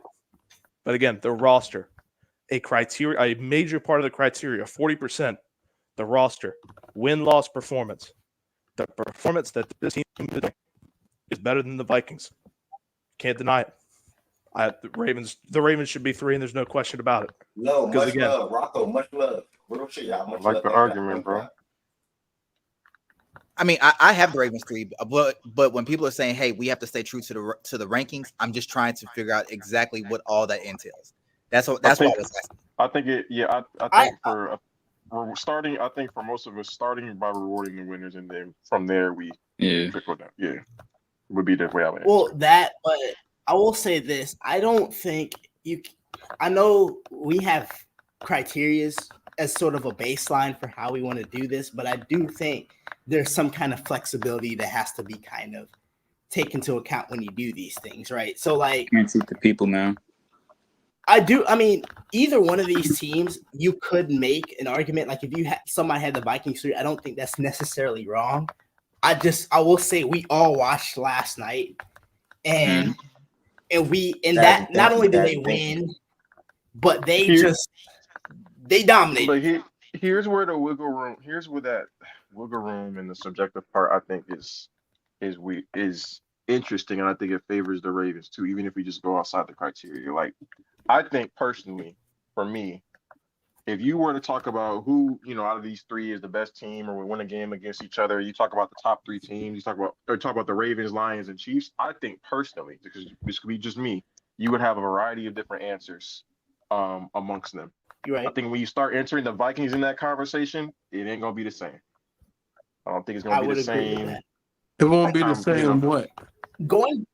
I don't think many people would pick the Vikings. I don't think a lot of people believe the Vikings would beat. Whereas I think you would get some people to pick the Lions to beat the or the Ravens to beat the Chiefs, or the Chiefs to So it's the only way that the Vikings can pass the Ravens. Y'all alone on that shit. Today, the Vikings and Chiefs play right now. And again, I keep making a grand argument. He's making a grand argument. It's generalized statement as opposed to specific to West. But for West, Vikings neutral field. I'm taking the Vikings over the Chiefs right now. Vikings neutral field. I think it's a toss up. And in another game against the Lions, I think it could go either way. And the Ravens are the only team where I would favor. I would favor the Ravens, but I wouldn't be surprised if the Vikings win. And like I think the Vikings are really good. I think they're showing it. And I think I value teams. This is why I would favor the Ravens. And I mean, and the Lions are right there. I'm not these 3 teams are really impressive. Even the Chiefs, for what it's worth, they still have earned these 4 teams. The thing they have in common, they can win in a myriad of different ways. They can win if their pass game is going. They can win if it's not going and the run game is going. They can win defensively if their offense isn't. Like they can win in every different facet of the game.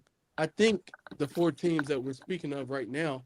So I don't know. It's a toss-up to me between the Lions and the Vikings on a neutral site.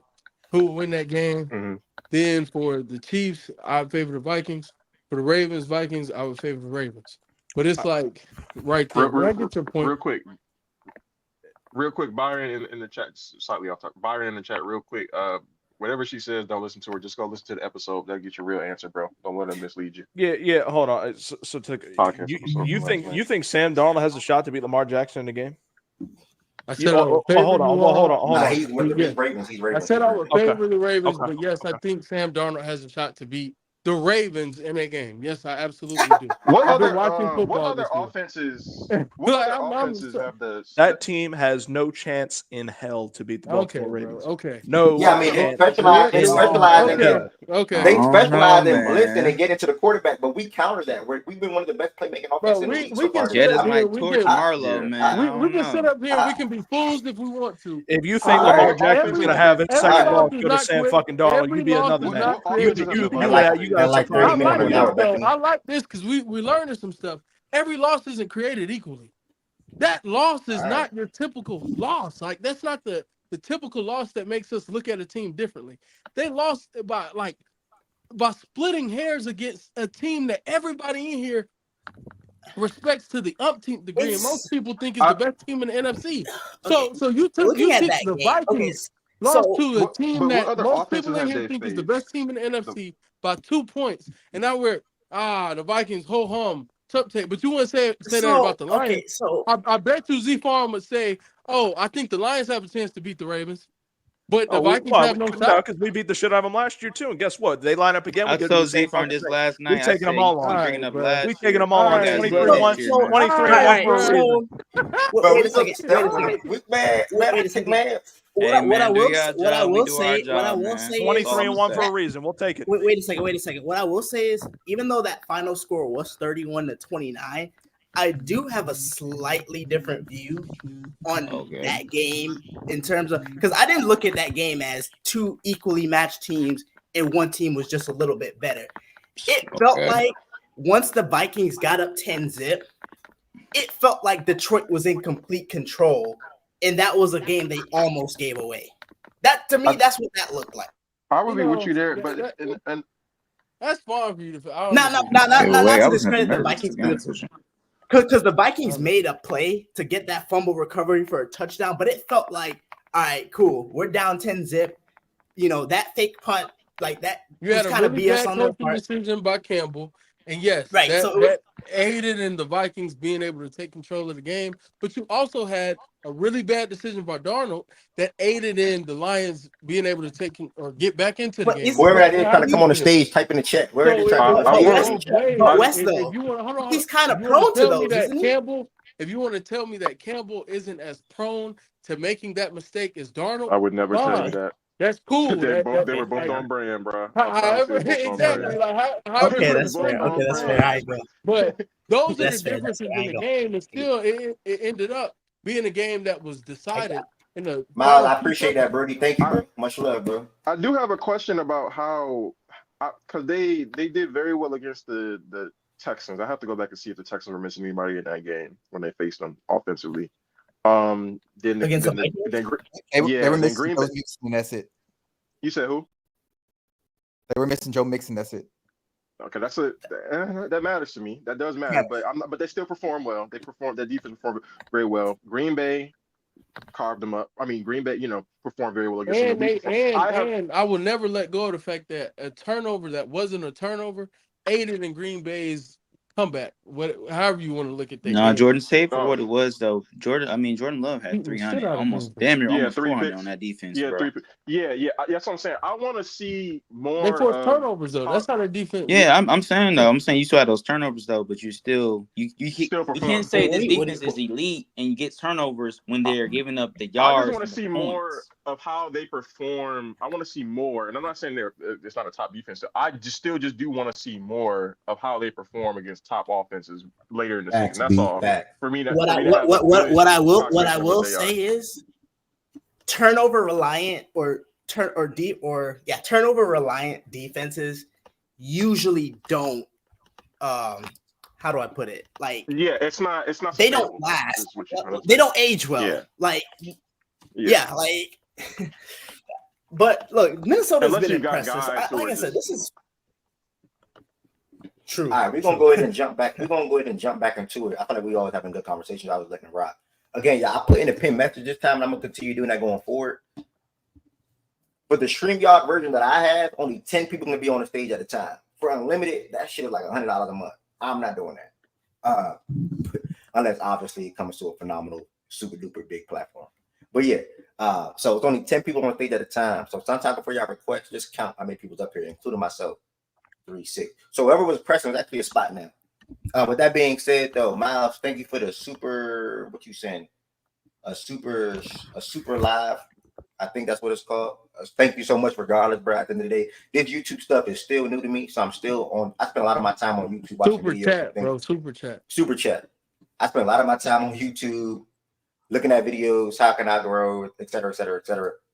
So if you are in here, while we pick up this list back one more time, there are 4 different ways you can extend your support for Facts and Stats on top of just being in here, which I tremendously appreciate. I'm literally sitting between 60 and 75 people for the last 30 minutes. That means a lot, 1,000%. You can become a member. There's 3 different levels you can become. Level 1, level 2, level 3. You guys will have customized perks and also customized emojis. I am still working behind the scenes on that as well. And I can't wait for y'all to spam the pictures in the chat. That's probably gonna make me laugh, to be honest. On top of that, you can send super chats, super stickers, and super thanks as well, which Low did, which Miles did, which Rocco did, etc. Go straight to the platform. Greatly appreciate it. And then last but not least, man, don't forget to subscribe. There's 78 people in here. If I had to assume, probably 10 of y'all probably not subscribed to the platform. Make sure you all subscribe to Facts and Stats. What is Facts and Stats? You know, people always want to know what they're subscribing to or what they're about to purchase. Facts and Stats is basically a network. It's a sports show, it's a podcast, and it's a clothing brand. As far as the sports show is Monday through Friday at 11 a.m. Eastern time. As far as the podcast, I'm getting back to doing it weekly. So I reach out to different people throughout the weeks and say, hey, you want to record an NBA episode, NFL episode, whatever the case may be. Also, we host live watch parties. I think that's one of the best things about it. We host live watch parties every single day now with NBA season returning in Playback. So it's playback.tv/facts and stats. I'm pretty sure that description, that link is in the description. Playback.tv/facts and stats. Make sure y'all sign up. We watching 2 games tonight. Gonna be a ball. It's gonna be a ball. We watching 2 games tonight. I might be in there a little turned up tonight. It is my birthday, but I'm gonna be in there. Probably not for the whole first game, but definitely want to watch that Lakers and Wolves game with y'all. So yeah, man, that's what Facts and Stats is all about. And again, I put the platform for anybody to come on the stage and speak their mind. Anybody can come talk. Anybody can come on an episode with me if you want to record a podcast episode, whatever the case may be.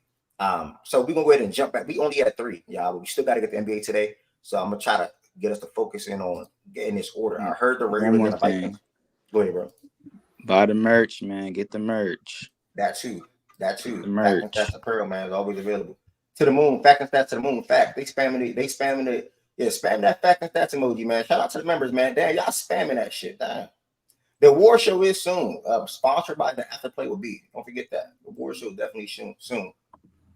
Sponsored by Afterplay will be. So be on the lookout for that, y'all. I'm also about to link my dog Miles next week too. I think, man, like a week and a half. That's major. I think it's just YouTube if you want to be active on YouTube. All right, so yeah. Also, on top of subscribing, y'all, if y'all didn't like the video, 78 people in here, but the video only has 24 likes. Spam that like button too. That can also help the algorithm out. Right now we're doing a weekly top 15 power rankings, and immediately following this, we're jumping into all NBA talks for the rest of the day. We're talking about the opening night matchups, where we're predicting our Eastern Conference, Western Conference matchups, and also finals winner. Looking at the top, we're going to be ranking the top 10 to 15 teams going into the season, and more. So I'm gonna just leave it at that. 3, I heard Ravens, I heard Vikings, Jordan Wilson. Who's your vote? I'm gonna say Ravens. All right, Z Farm. Mine's the Ravens. Jada, right? I think I'm Ravens here. Got a reward a winner. Ravens 3, Vikings 4. And then also, if you are a member, your vote does matter in the chat. We are at 5. If you are a member, your vote does matter in the chat. Yeah, I think it's Packers, right? Packers, if I'm not mistaken. Yeah, Packers. I agree, Packers. They just beat the Bills. Texans. Yeah. Yep. Packers here definitely shouldn't be no fight. I don't think. Agreed. Ooh, boom, boom, boom. Shout out to Sappy in the chat. I'm talking about that's a supporter. I don't know you, Sappy, but you always in here, whether that's playback or YouTube, for sure. Shout out to you. Tequila shot on you. I mean, $20. $20. Let me take a picture of that. I gotta share this with some of my friends. Let me take a picture of that. That's major. Thank you. Shout out to you. The bottom of my heart truly means a lot. Thank you. Thank you. Thank you. Thank you. We gonna discuss y'all, man. We gonna look at y'all for what y'all are. Thank you. He said some Eagles don't go up at all. That's what I'm saying. Nigga, we had number 5. We on 5, CG. Y'all beat the Browns, man. We had number 5. He talking about something. We go, nigga, what? Nigga, damn. We got to get to the area I belong at. Damn, first. He's tripping. Yeah. So we was talking about Packers here. So we made and then we move into 6 now. I think we're looking at the Bills or the Commanders, right? I'm different here. You're not Bills. I'm Bills here. Well, nah, I'm not. I'm going Texans. Actually, here. I say Texans still. Yeah, I'm going Texans here. They just like we said we were discussing last week. Unless who's over who, and we said, hey, they play this weekend. You know, we're gonna go off the performance and how the game looked. The game went down to a field goal. You gotta give. I mean, they played them tough. You gotta. Not only that, but how are we trolling? So Wes, wait, hold on. So Wes, here. Hell no. But I ain't gonna lie, bro. You got some weird agenda against the Bills. It's crazy. Yeah, we're not still rewarding them. So okay, hold on. The Texans beat the Bills. No, I want to hear Rod's argument. So the pool is the pool is Commanders and Bills for y'all, right? That's what y'all considering. What makes the Packers over Commanders? The Bills? That shit already stand. That shit stand though. But like, what makes the Packers over the Bills? What makes the Packers over the Bills? Aside from that, they just beat the Texans. I mean, what the fuck? Yeah, that's not the argument. The argument is we just had this reward-winning conversation. Yeah, they won, and the Bills won. And who had an opponent? We just had the argument.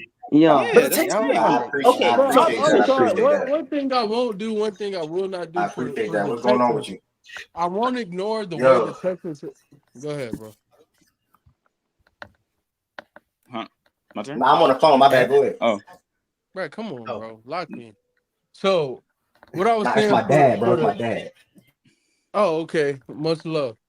What I was saying for the conversation when it comes to the two teams, the Texans, we had questions about how they had been looking coming into the week, even though they only had one loss.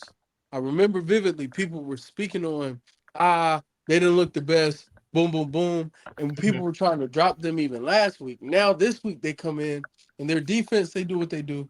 But their offensive line does not look great. CJ Stroud does not look great. Obviously, we know that the roster being a part of the criteria, Nico Collins is out, and I think that team's a different team without Nico. Joe Mixon came back, and it's like you gained one of your soldiers, but you lost another one. So at the same time, they're not operating at full strength. And with all those things being taken into account and into consideration, I don't think there's a real legitimate argument for the Texans to be ahead of the Commanders right now, because I don't think JD's injury is long term, and the Commanders they lost week 1, so do with that what you will, and then they lost to the Ravens, and I think a game where they played. Does performance not matter? So that's why I was trying to finish my point, but we got it mixed up a little bit. So CJ Stroud, I've been hard on CJ all year. I say he's been mid, he's been ass. He has not been who we thought he would be and projected to be. Joe Mixon came in that game and he did his thing. Bills played the Tennessee Titans, and they dominated that opponent. But once again, I'm looking at it for who it is. Titans. Come on. So performance. Now hold on. Let me finish. Now, we also have head-to-head factors here, right? I was going to say, Texans actually beat the Bills. Yes, I'm saying the Texans actually beat the Bills without Joe Mixon. Earlier this month. Yeah, Like, and we have a without Joe head-to-head too as Mixon and well. Nico And we had Collins like going down. I'm a guy that Like, has to honor head-to-heads. That's just how I am. Does head-to-head erase the now? Because again, I get mean, it. if That you matters. so Wes, so my thing with the Bills, right? The Bills don't have a great run defense. They don't have a great run they defense. haven't It's beaten terrible. anybody. They haven't beaten anybody good. Well, Exactly. my And the rest argument wasn't even for the Bills. My argument was for the Commanders. Oh, so the Commanders is I valid. mean, Okay. Commanders, Panthers. I mean, they did their thing without JD5. So I mean, So the tricky thing with the Commanders for me, I don't necessarily have an issue putting the Commanders here per se.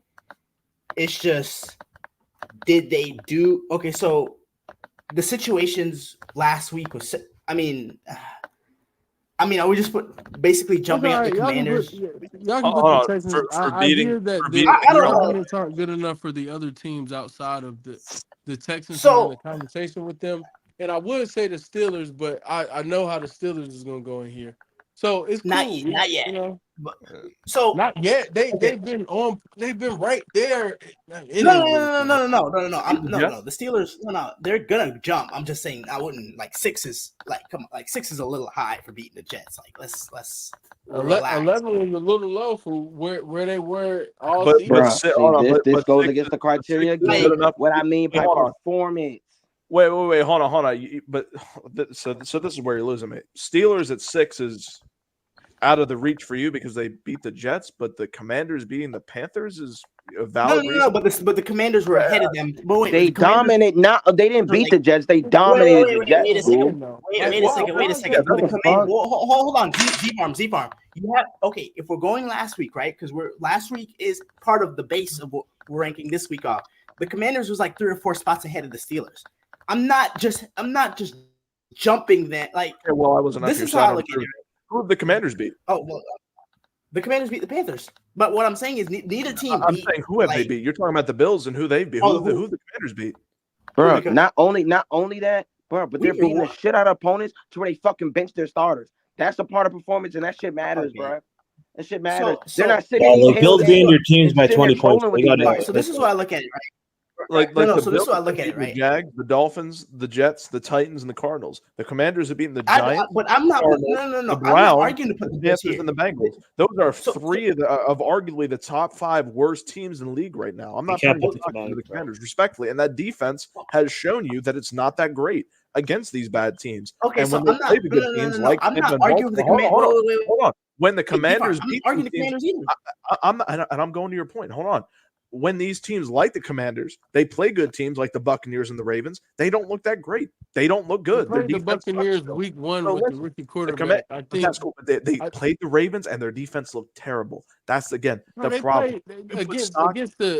Against the leader for MVP right now, against the team that everybody up here and the 32nd pass defense degree. Yes. Again, and everyone. Pass defense. Did JD play poorly in that game? Like what? You're bringing up the 30-second pass because you're bringing up the 30-second. Great offense, bad defense. Call it the way it's said. No one said it. It isn't that. What I've said for the Commanders versus or for this spot, for the 6th spot, the Texans coming off of a loss, and people again what they said last week, because I think the consistency of everything matters. So coming off of last week, people were speaking on the Texans saying that they hadn't looked that impressive. But their record was what it was, and they still have CJ Stroud, whatever. But people were saying that they hadn't looked that impressive. Granted, they got Joe Mixon back. Nico went down. I think their teams, it's like as you take a step forward, you take a step back, so you're in the same position. They're coming off a week in which they did not look impressive. I'm sorry. Jordan Love turns the ball over. I'm not like their defense can get credit, but that's what he does. That's who he is as a quarterback. So the fact that your defense forced turnovers against Jordan Love, ho hum, whoop-de-fucking-do. Then we get to the crux of everything that happened. You still lost that game. Your offense outside of Joe Mixon looked absolutely putrid. And there aren't a lot of things that tell me that it's going to go up in the recent weeks because they have a guy, Stephon Diggs, who I think the world of. But the fact of the matter is right now, I think Diggs struggles to consistently beat any man coverage if he's facing a good cornerback. He was facing Jair Alexander, one of the best cornerbacks. He on a lot of his routes. wasn't creating separation. Tank Dell, not going to create separation, going to drop the ball too.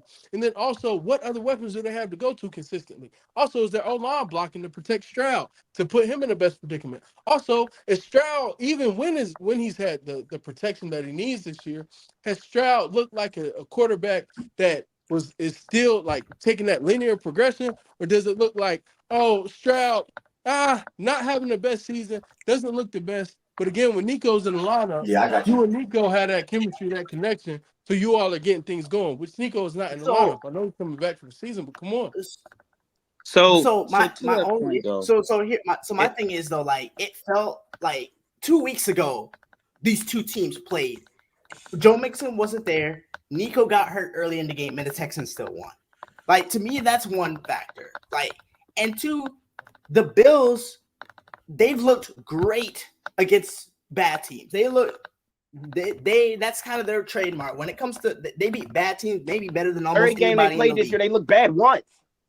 Bro, they got They their haven't starting beaten running Bro, back they look back. bad once. And this week, they got their starting running back, and they got a new weapon in Amari Cooper. The Bills are not the Bills of Yeah, like we've last been week hurt and when we've week been playing these bad teams, bro. 4 and Like we've week been 3. hurt. They're not the same Bills. That team has gotten better as well.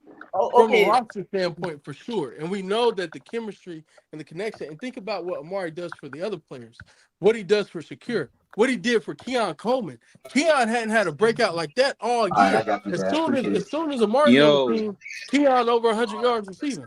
did we put any But to stock me, into the Texans last All week right, when love they you too. beat the Patriots by that much of a margin?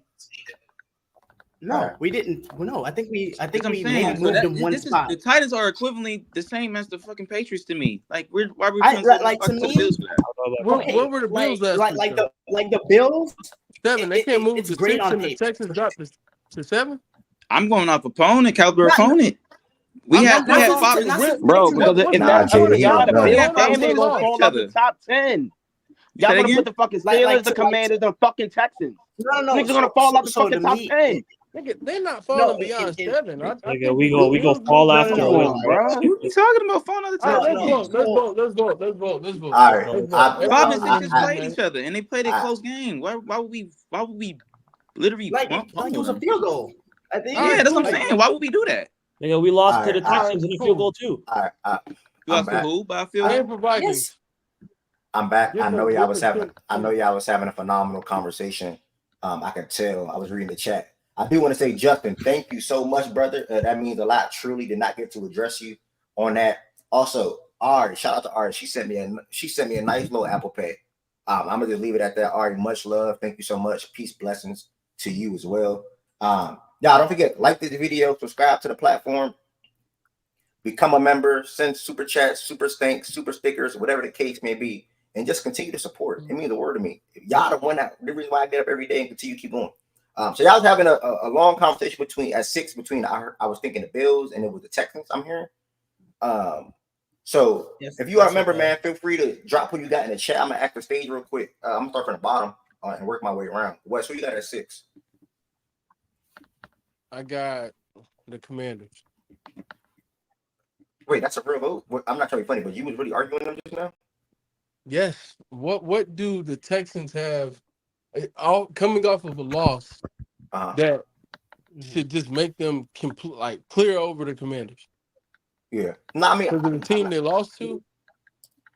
Okay. It's weird because I don't see an argument for the Commanders over the Bills based off of last week. Like last week, we didn't even discuss the Commanders and the Bills, and they both played bad teams, and they took care and they did what they were supposed to do. So like if we last week determined that the Bills were better than the Commanders, then what did the Commanders do to jump them? Yeah, Then, like that's again, not why I didn't. That doesn't mean I felt like that last week. Again, man of the criteria, man of the people. The roster, the Texans have a much better roster, and the projections lean towards the Texans being a much better team. I don't, and the Commanders, again, if you want to make this argument for the Bills, which I mentioned earlier, they have not played anybody. They have not beat anybody. Let me say that. They have not won a game against a competent opponent. Let's say that. So you're gonna bash them for what the schedule makers sent out to them. Over the Texans? Yes. So BJ, Yes. to In that terms of point, power again, rankings, yes. like I always say, Yes. they make that Hey, bro, argument. I ain't want To y'all to argue play again. these Making top arguments for teams, each you have team. to perform. There is no grace for the that. Texans. I ain't want You y'all to have to argue beat these again. teams that are good. I'm with I that, ain't but want you. vote for the Texans. Like, get the votes. Yeah, I didn't want y'all to argue again. I'm not gonna lie. But Zach, who do you have at 6, bro? I got Bills. All right, Ted, who you got? Ted's also it's a free spot on the stage if anybody want to come up. You can hear me? Yeah, I got you. Yeah. I'm kind of with I think Z Farm just said it. I've been listening the whole time though. I just been ready to get this shit going. But my bad. But I'm kind of with Z Farm, bro. Like the Bills shit. I mean, when it was time to play somebody, it didn't look like how we thought it was gonna go. I think I'm with West, bro. I think I'm gonna go Commanders. All right, Go BJ, what you got, BJ? Got the Bills, bro. Right, who you was arguing for? Give me the Texans here. Jada, who you got again? I'm sorry. I got the Bills. I know the Texans beat them head to head by 3 in Houston on a neutral field. I think with Amari Cooper added, Nico taken away, obviously for a small amount of time, and I do understand Mixon coming back. I got the Bills edging ahead of them. Yeah. So can I ask a question though? Like for the Bills thing, y'all keep mentioning Amari Cooper. So I'm guessing y'all projecting that this is about to somewhat kind of look different or take off. Like is that bro? what This shit is on? about to look totally different. Look how it looked without Amari Cooper. is a With Amari linebacker, Cooper, I guess. yes. All right, I just want. I'm not here to argue, bro. Yes. I think no. I'm just saying. Let me answer that real It's gonna look different. Elevate the offense, Ted. A big reason why the Bills lost to Houston is because the wide receivers could not separate. Khalil Shakir was hurt, right? And essentially the ancillary pieces kind of struggled. You have Shakir back, and you have Amari Cooper, who I thought was a phenomenal addition. I think that really helps in a lot of different ways. And now you have Ray Davis cooking to go with Cook. I think that matters, right? So I think that's what kind of makes it an edge. If the Texans had Nico, right, he left halfway in that game. They had Mixon, and the game was on neutral field. Shakir's playing, and Amari Cooper's playing. I think that the Bills probably edged them out. Now later in the season, when I think the Texans probably get that O-line situation fixed a little bit, I think it's a different story. But if we're talking about this week, yeah, I would probably take the Bills on a neutral field over Houston. Again, man of the criteria. The Buffalo Bills are leaned heavily towards this. The Bills have a better roster. They have better projections. And dare I say they have a little bit more of a win-loss compared to the Commanders. Which Tez, I don't know if no. Hey guys, compared to the Commanders. Because Tez, the point I was trying to make is, because I heard earlier, the Bills have not beaten anybody. Neither of the Commanders.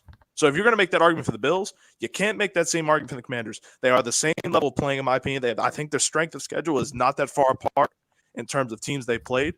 So I cannot put stock into that saying if it's the same thing for a team that we're about to put in this conversation. So the Bills, they are a better roster. Again, the criteria says that the Bills are favored. So give me the Bills for this. I don't know if I was next, but give me the Bills for this vote. Jordan Wilson, I didn't want to extend it. I just wanted to ask a question, bro. Jordan Wilson, whoever your vote was at 6, it don't matter. The Bills went out, but who you got at 7 though? Okay, because I was gonna go the Texans, but I mean, so you got Texans at 7? Yeah, Texans. Like I said, 5 and 6 played, and the Packers won on a game-winning field goal. But it is what it is. Members in the chat, feel free as well for 7 if you voted the Bills at 6. Z Farm, who you got at 7? Give me the Texans right here. All right. And then Jada. I got Texans. BJ. Commanders. Okay, I'm seeing 2 Commanders in the chat. All right, and then Ted's already Commanders. Mazak, who you got? I got Commanders.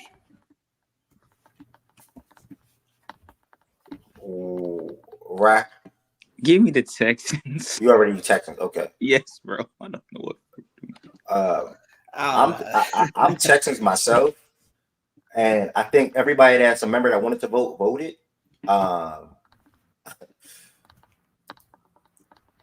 Wow. The Commanders won. Okay.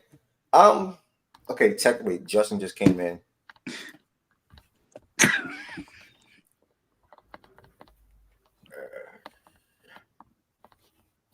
Okay. Commanders people, was y'all taking the injury into concern possibly with JD, or y'all were like, how y'all feel about that? He again, from what Is I've it not? heard, Is now it I learn haven't read time? anything new, but I Uh-huh. haven't heard that he was out for weeks. I haven't Uh-huh. heard that he was out for any amount of time. What I've read and what I've also listened to, he had slight little discomfort. They wanted to protect him. He had a left rib injury. Wanted to protect him. Had some discomfort, but all things should be fine. Now, I don't know. So maybe I should be like, well, until I So know, question mark. his I'll put coach Yeah, called. asterisk His that, coach that's called behind him it. that's week. But that, I don't know. that's where I'm at with it too. I didn't see he's supposed to been out for a long It's not span long. of His time. coach called him week to week, and thus far this It's season, so when only somebody says hold on, week, hold on, Jordan. Only one player that's been week to week has actually played the next week. Most players who are week to week miss somewhere between 2 and 4 weeks.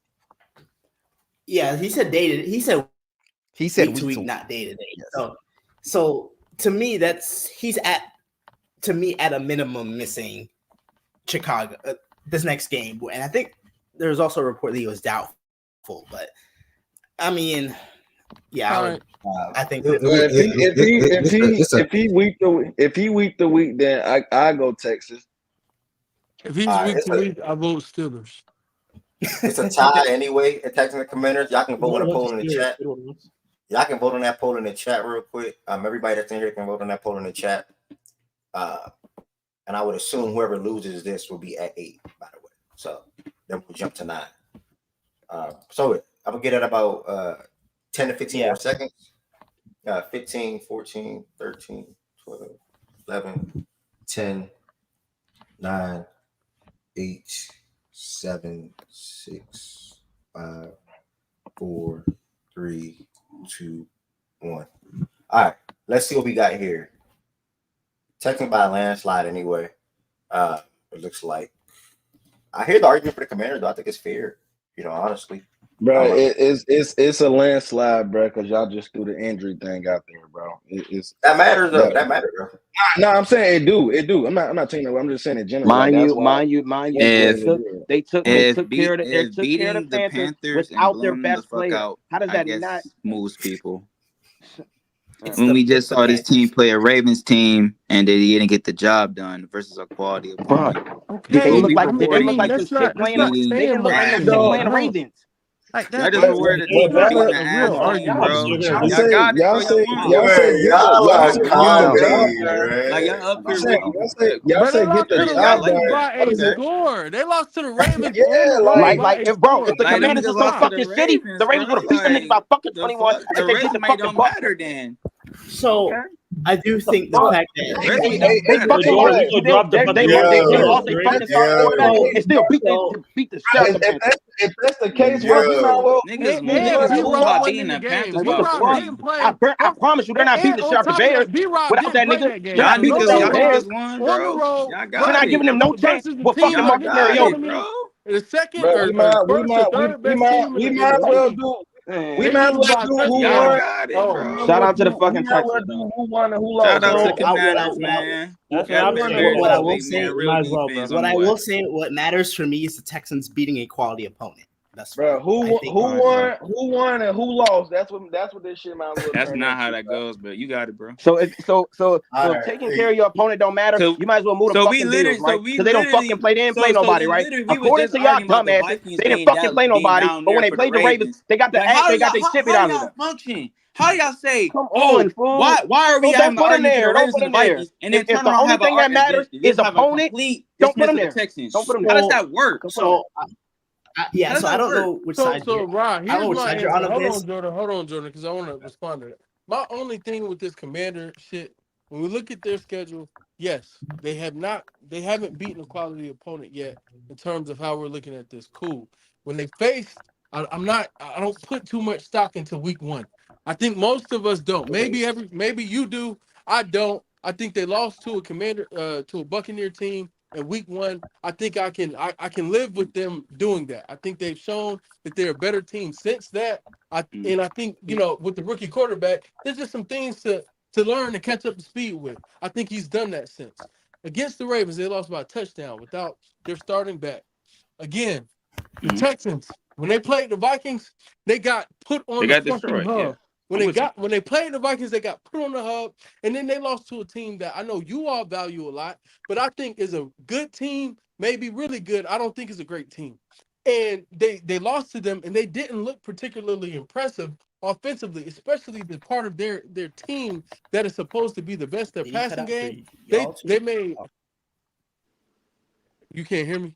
No, it kind of cut out, but I can hear you now. Oh, all right, my fault. But my argument about the Stroud again. So when bringing up the Commanders and how they didn't beat the whatchamacallit, I think the Commanders look more impressive against according to this list, a better team than the Vikings, than the Texans did against a quality opponent. Okay. I think the Commanders look better than the Texans against a quality opponent, or against an opponent that was better than them. And then the opponents that have been in their tier, they won one game by like splitting hairs. They lost the game splitting hairs, in which I don't think either of those games they look particularly impressive in.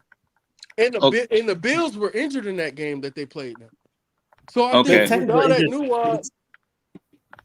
So I guess so the new look Bills move y'all in a way. So can we not forget that we are going by performance every week, how you look. Did he cut out for y'all too?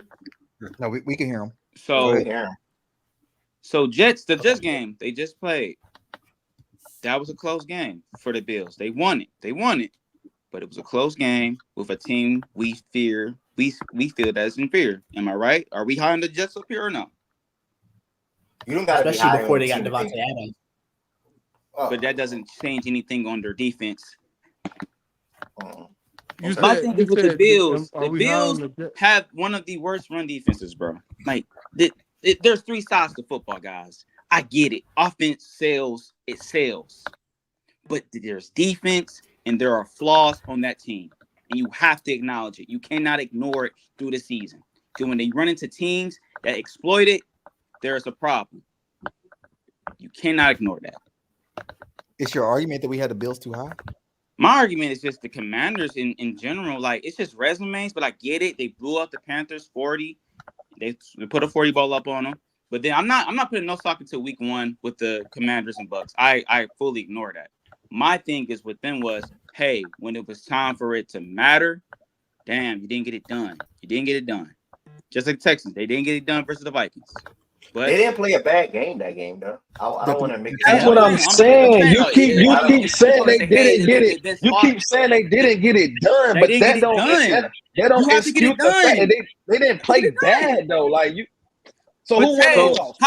So why you put the Texans there and they didn't get it done? They didn't get it done last week. So why you put them there? 6 and we don't argue. Why did you put the Texans there and they didn't get it done? Hold on. Like I just said, how can we argue about 4 and 3 but not argue for that? I didn't argue. We did sit here for a good minute and argue Vikings and Ravens. I do. To me, that was their argument. If it was my argument, bro, the Ravens is way above the fucking Vikings, bro. Y'all can have that Viking shit. They're not better than the Ravens. So y'all if they match up right now, this very second, the Ravens will beat the dog shit out of them. I don't think anyone argue like J-Dub brought up the argument.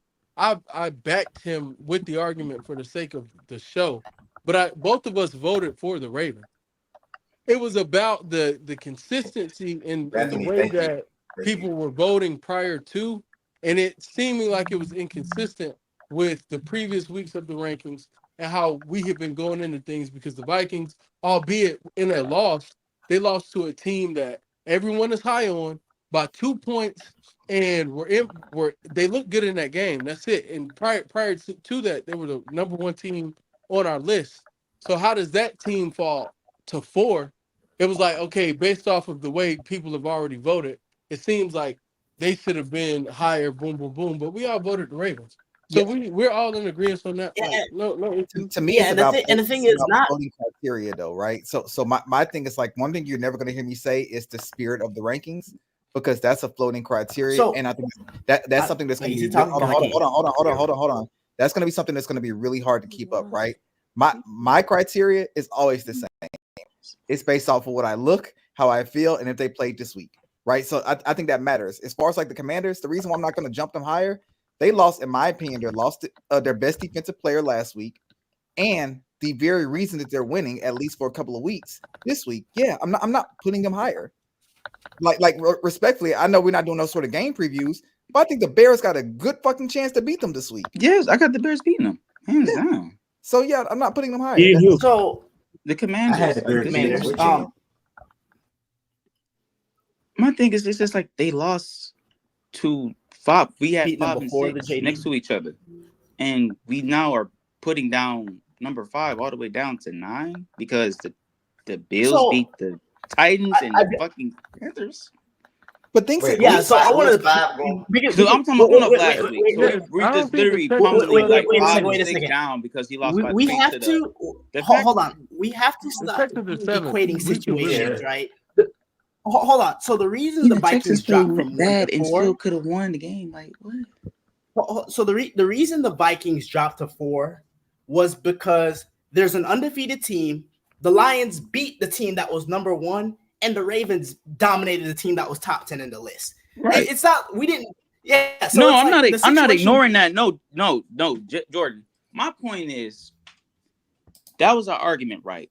But we are dismissing the fuck out of the Texans because the Bills and Commanders beat Bro, they dropped 2 subpar spots. teams. Bro. I don't agree with that. They dropped 2 Bro, spots. they went from 5 to 7, gang. Like, what? No, they did, bruh. They Y'all did. got- It only y'all dropped put 2 the spots. numbers- What are you talking about? Right, The- went to 5 to 7. I thought the Commanders were bro. The number 1 team in What's this that? ranking lost Yeah, I to the thought the number 2 Commanders were team 8. and dropped all the way down to 4. I'm No, not playing Texans violin are with the 7, Texans though. dropping 2 Texans are spots. 7. Oh, bro. that's what I thought. That's my fault. That's my fault. I thought we Yeah, had yeah. I'm agreed like, and I'm voted over here on like, the what is he? Commanders I'm being like, what's he over, arguing though. with, bro? I'm like, that's my I'm fault. like, bro, I'm lost in what you're saying. They only Bro, went guys, down. literally, when I we was- voted 7, it was like Commanders, and then we just went on. I was like, huh? No, Commanders was for 8, bro. Oh, Like, yeah, I'm cool with that. I'm cool with Yeah, that. and That had the then, most and sense. then for whatchamacallit, yeah, he did a poll too. And Yeah, that's how I saw Commanders over Texans. I was like, what the fuck? Okay, we're good now. We were lost. Yeah. All right, we're good. So number 9, I have the Steelers. Yeah. Yeah. I can be, Yeah. So Weston with me. Who else with the Steelers right there? Me, Weston. Yeah, you. I'm with you too. I got Steelers. All right. Anybody else got a different team? All right. So we have 5 straight votes for the Steelers. I didn't hear nobody else on the stage say anything. They just played the overrated Jets. I mean, not looking at it, we're not high on the Jets in here. I don't see who you can put. I got I'm not saying. Pittsburgh, but I will say I'm a little bit of a hypocrite on this one because I don't know how the fuck the Texans will stop that pass rush right now. But yeah, I will say that there's a team I have in mind. I wouldn't put them over the Steelers, but I'm interested that nobody argued for Philly again. Jordan. Oh my God, Jordan. For the first time and probably forever, we finally agreed on something. Because I promise you, Philly is better than the fucking Steelers. I don't know about that. I'm cool with them being better. I think the power rankings still leans the Steelers. We got to respect the rankings, guys. All right. Yeah, no. That's fine. I was just interested. I like Philly here, and if niggas was gonna pencil in the fucking Steelers, my next vote was literally gonna be Philly. I was gonna say Philly at 10. I do like Philly at 10. Yeah, I got Philly. I like Philly too. If we, Jonathan got you. All right, so that's like 6 votes already. Before I even finish, so let me just go ahead and put them there. All right, I think we dive into some teams now right here. 11. If I had to start it off, Chicago. Do the Bears get to move up? Do the Bears get to move up on the bye week? Chicago. They got no choice. Bears should stay where based on what happened around them. But how? Who should be above? I'm going the Seahawks. Y'all made too much of the Seahawks. Oh no, Bears no, might you be ain't up. own that. No. Bears over Seahawks. Shout out to them being the overrated bum ass Falcons though. I'm going Vegeta. I don't put too much stock on that win. I do think if anything that's like a little give back to build Seattle confidence. Hold on, they beat a top 10 team. How are we not putting stock in that win? I said me. We can sit out of it. I do put stock in it, but what I will say is I do think they did obviously just come off a 3-game losing streak, and now granted they were on a bye week, but the Bears aren't they currently on a 3-game winning streak? So it's like I don't think the Seahawks to me have done enough to jump from off the list to 11. But I mean, I don't know. The Falcons is a really good win, but I think the Bears have been trending up, and based on what happened around the Bears, even though it's a bye week, I think they completely deserve to be healthy. 11. I think Seattle's better, but Metcalf has a MCL injury. I think he's probably going to be out for like 2, 3, 4 weeks. Yeah, I can't put him right Oh there. damn! I didn't even know that. Y'all better look into that JSN nigga. Watch how the fuck you about to turn over without that DK. But do you see how they be using him though? Like he's Bruh. so good, but they be using him like I'm shit. trying to tell you, bro. Without DK, bro, DK Bro, I really be wish I taking could away get his shine, JSN in bro. He fantasy, about to bro. turn Dumbass up. OC. Can they please stop running him on 4-yard routes? What the fuck? Like, I don't know why they do that, bro. He's so good, and they just like use him like he ain't shit. A lot of people were saying Bears than Seahawks. I agree with Seahawks right here at 12. Anybody got any pushbacks for that? Seahawks 12. Yeah, I got Seattle here. Oh, okay. Eagles already up there. Yeah, I got Seattle here. Yeah, Seattle at 12. I agree with that. Okay. I know they're fresh off of a loss, but I still will put the Falcons at 13 personally. I got a different team. I agree with that. Yep. Falcons at 13. I agree with that. Ted, I think it's How time far to the start Bucs saying gonna the drop, guys, bro? Who Ted. said Falcons are a better team than who? You said what, bro? It's about to be that time to start saying the guys. Oh no, you know this not the community for that, bro. Not Anybody yet. got anybody else outside the They Falcons? still under Anybody- 500. They coming though. They still under 500. The only teams that I would argue that would have an argument, they're just way too hurt. So yeah, it has to be them. Yeah. Hey, BJ, you see who at 10, right? You know who we got this week. I ain't gonna lie, it's so funny about that. I think y'all take care of business too. All right, so them niggas not beating the Eagles, bro. Who said that? Brad, 14. no, them niggas not beating the Eagles, bro. 14. Bro, I just feel like Saquon's stick to the rankings. I got Bengals. Bengals. We gonna get into it though. We gonna get into it. No, Bengals here, man. They just look Bro, we not here, bro. We not here, guys. At 14, I got the Broncos. I do think Denver because I wrote the shit down. Broncos are close. Broncos are close.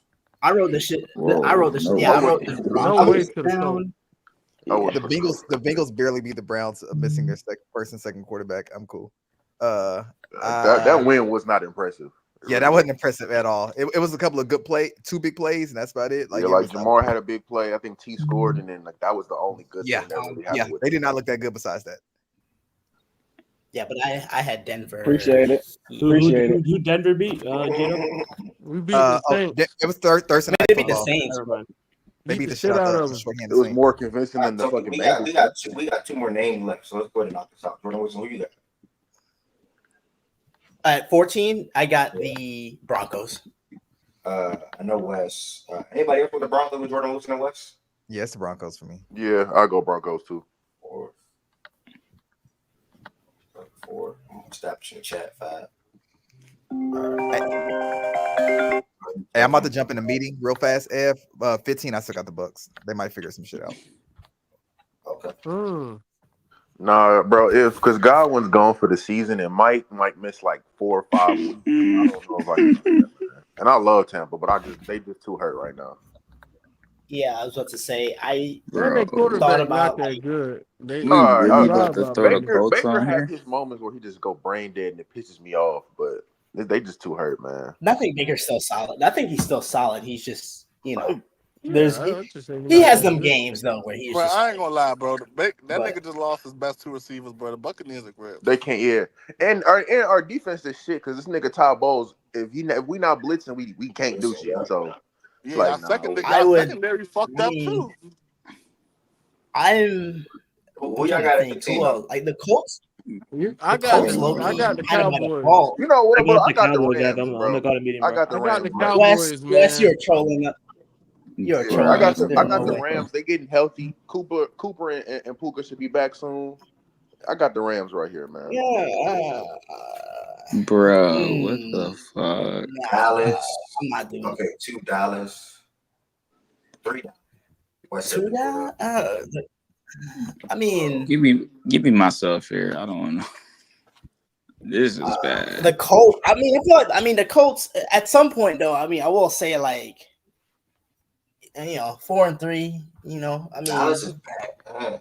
They play the Texans this week. Like, I'm gonna say Colts. I'm gonna say Colts. Yeah, I was gonna say. I'm about to say if I had to say a team, this might sound crazy, but never mind. They lost last night. I'm just saying, like our last memory of the Cowboys, the last time we saw them on the field, they lost by 40. So I mean, give me Cardinals. Jordan, Cardinals, no, maybe. you can't put the Give me the Cowboys right there, Cardinals. bro. I don't know. I'm You not can't going put to the Cowboys right there, bro. I The don't Cowboys know. about to get their ass handed to them next week. I'm trying to shift, y'all. Nah, I'm trying to shift. Yeah. I'm gonna say the Colts for me. All right, Jordan Wilson, myself, Russ Bears, Colts. Did anybody else up say Colts? J-Dub said Bucks. Say who you got at 15? Colts, I guess. Bro, how did I get kicked from the stage, bro? I was cooking, bro. What you were saying? I was saying, long story less long. I trust the Cowboys on neutral sites to beat all of these teams that are left that I Do will you really? have in this discussion. Interesting. I mean, that's not. I do. But power rank, like, but to what said though, power rank is as of right now. For me, you got to pick a team over the Cowboys. What team do I have to pick up the Cowboys? Well, not have to. I ain't gonna lie, my bad. It's ass. No, I'm not. But my vote is the Colts though. Yeah, there's no way I'm voting the Colts given their QB situation. Like, we watch football. We all watch football.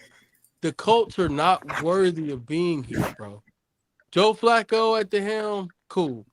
Anthony Richardson is not worthy. Like, they just and they beat the Dolphins, and they limped into that win with their quote unquote starting quarterback with all of his weapons on the field, minus Jonathan Taylor. Little news to monitor. Cup could be on the move for a second round pick. So the Rams are about to. I'm not gonna lie. They're looking to shop.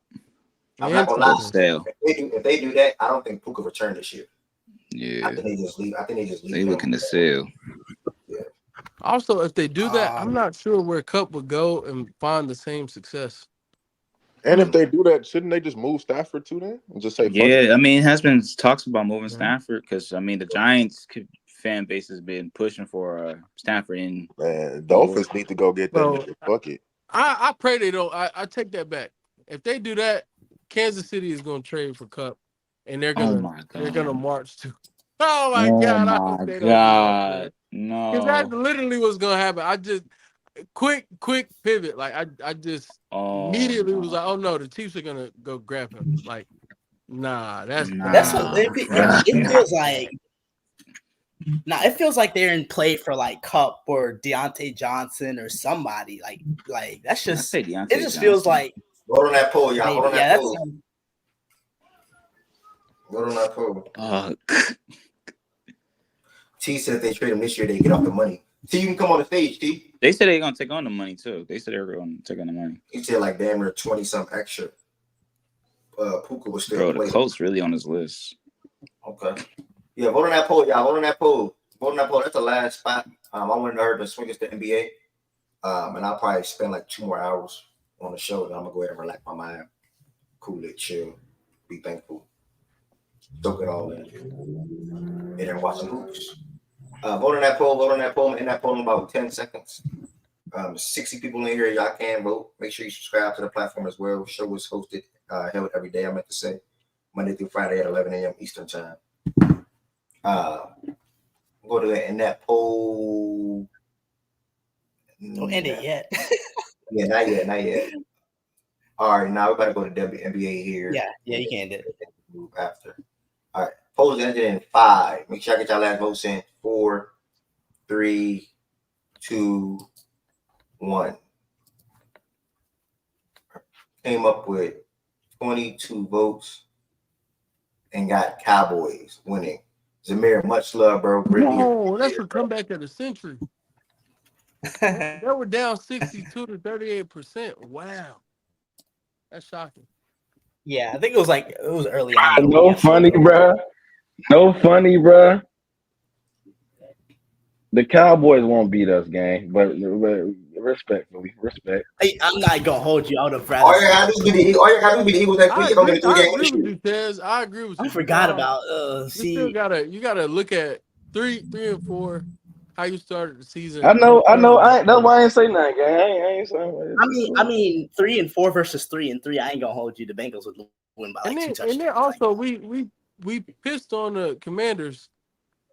I think we're coming around to the Bengals being a solid win. Look. I think it was a solid. The funny thing is, I think it was solid. Hey, I've been regardless said when I came in, bro. When I came a good in, win. That's not an ass win. I said that was a solid win, bro. You got to understand, gang. We harp on trying to get 30 points a game, bro. They had 34. We scored 30 points, bro. We normally don't lose, gang, and they beat us scoring 30 points. That's just a fact. I said that's a good win, bro. That's a good win. And Jaden Daniels look like a fucking monster. Like, bro, he only incomplete like 3 passes. He's the Mind you, Tez. Not only that, he's leading that team to wins, and that team with no talent. That team sucks. Like overall, player wise, that team sucks. And the Commanders. Like, bro, come on, stop. We gotta update our shit. We can't we believe the Commanders was It's funny because back in week 2, right, when we were doing power rankings and you're not understanding what I'm saying, bro. The Commanders roster is not good, and they're still somehow winning games. That gotta say something, right? I wouldn't say they're not good. They're not like an elite roster, but no, I mean, Terry McLaurin is solid. They have look. Pass rush, none. Don't have none. Linebackers, shout out my boy Frankie Louvu, Bobby Wagner. They have no good DBs. They have one good offensive lineman, one good receiver, and a decent running back. Doesn't make them a good team. Okay. Compared to other top teams, you can just go down the list and just name off their roster. You can't do that for the Commanders.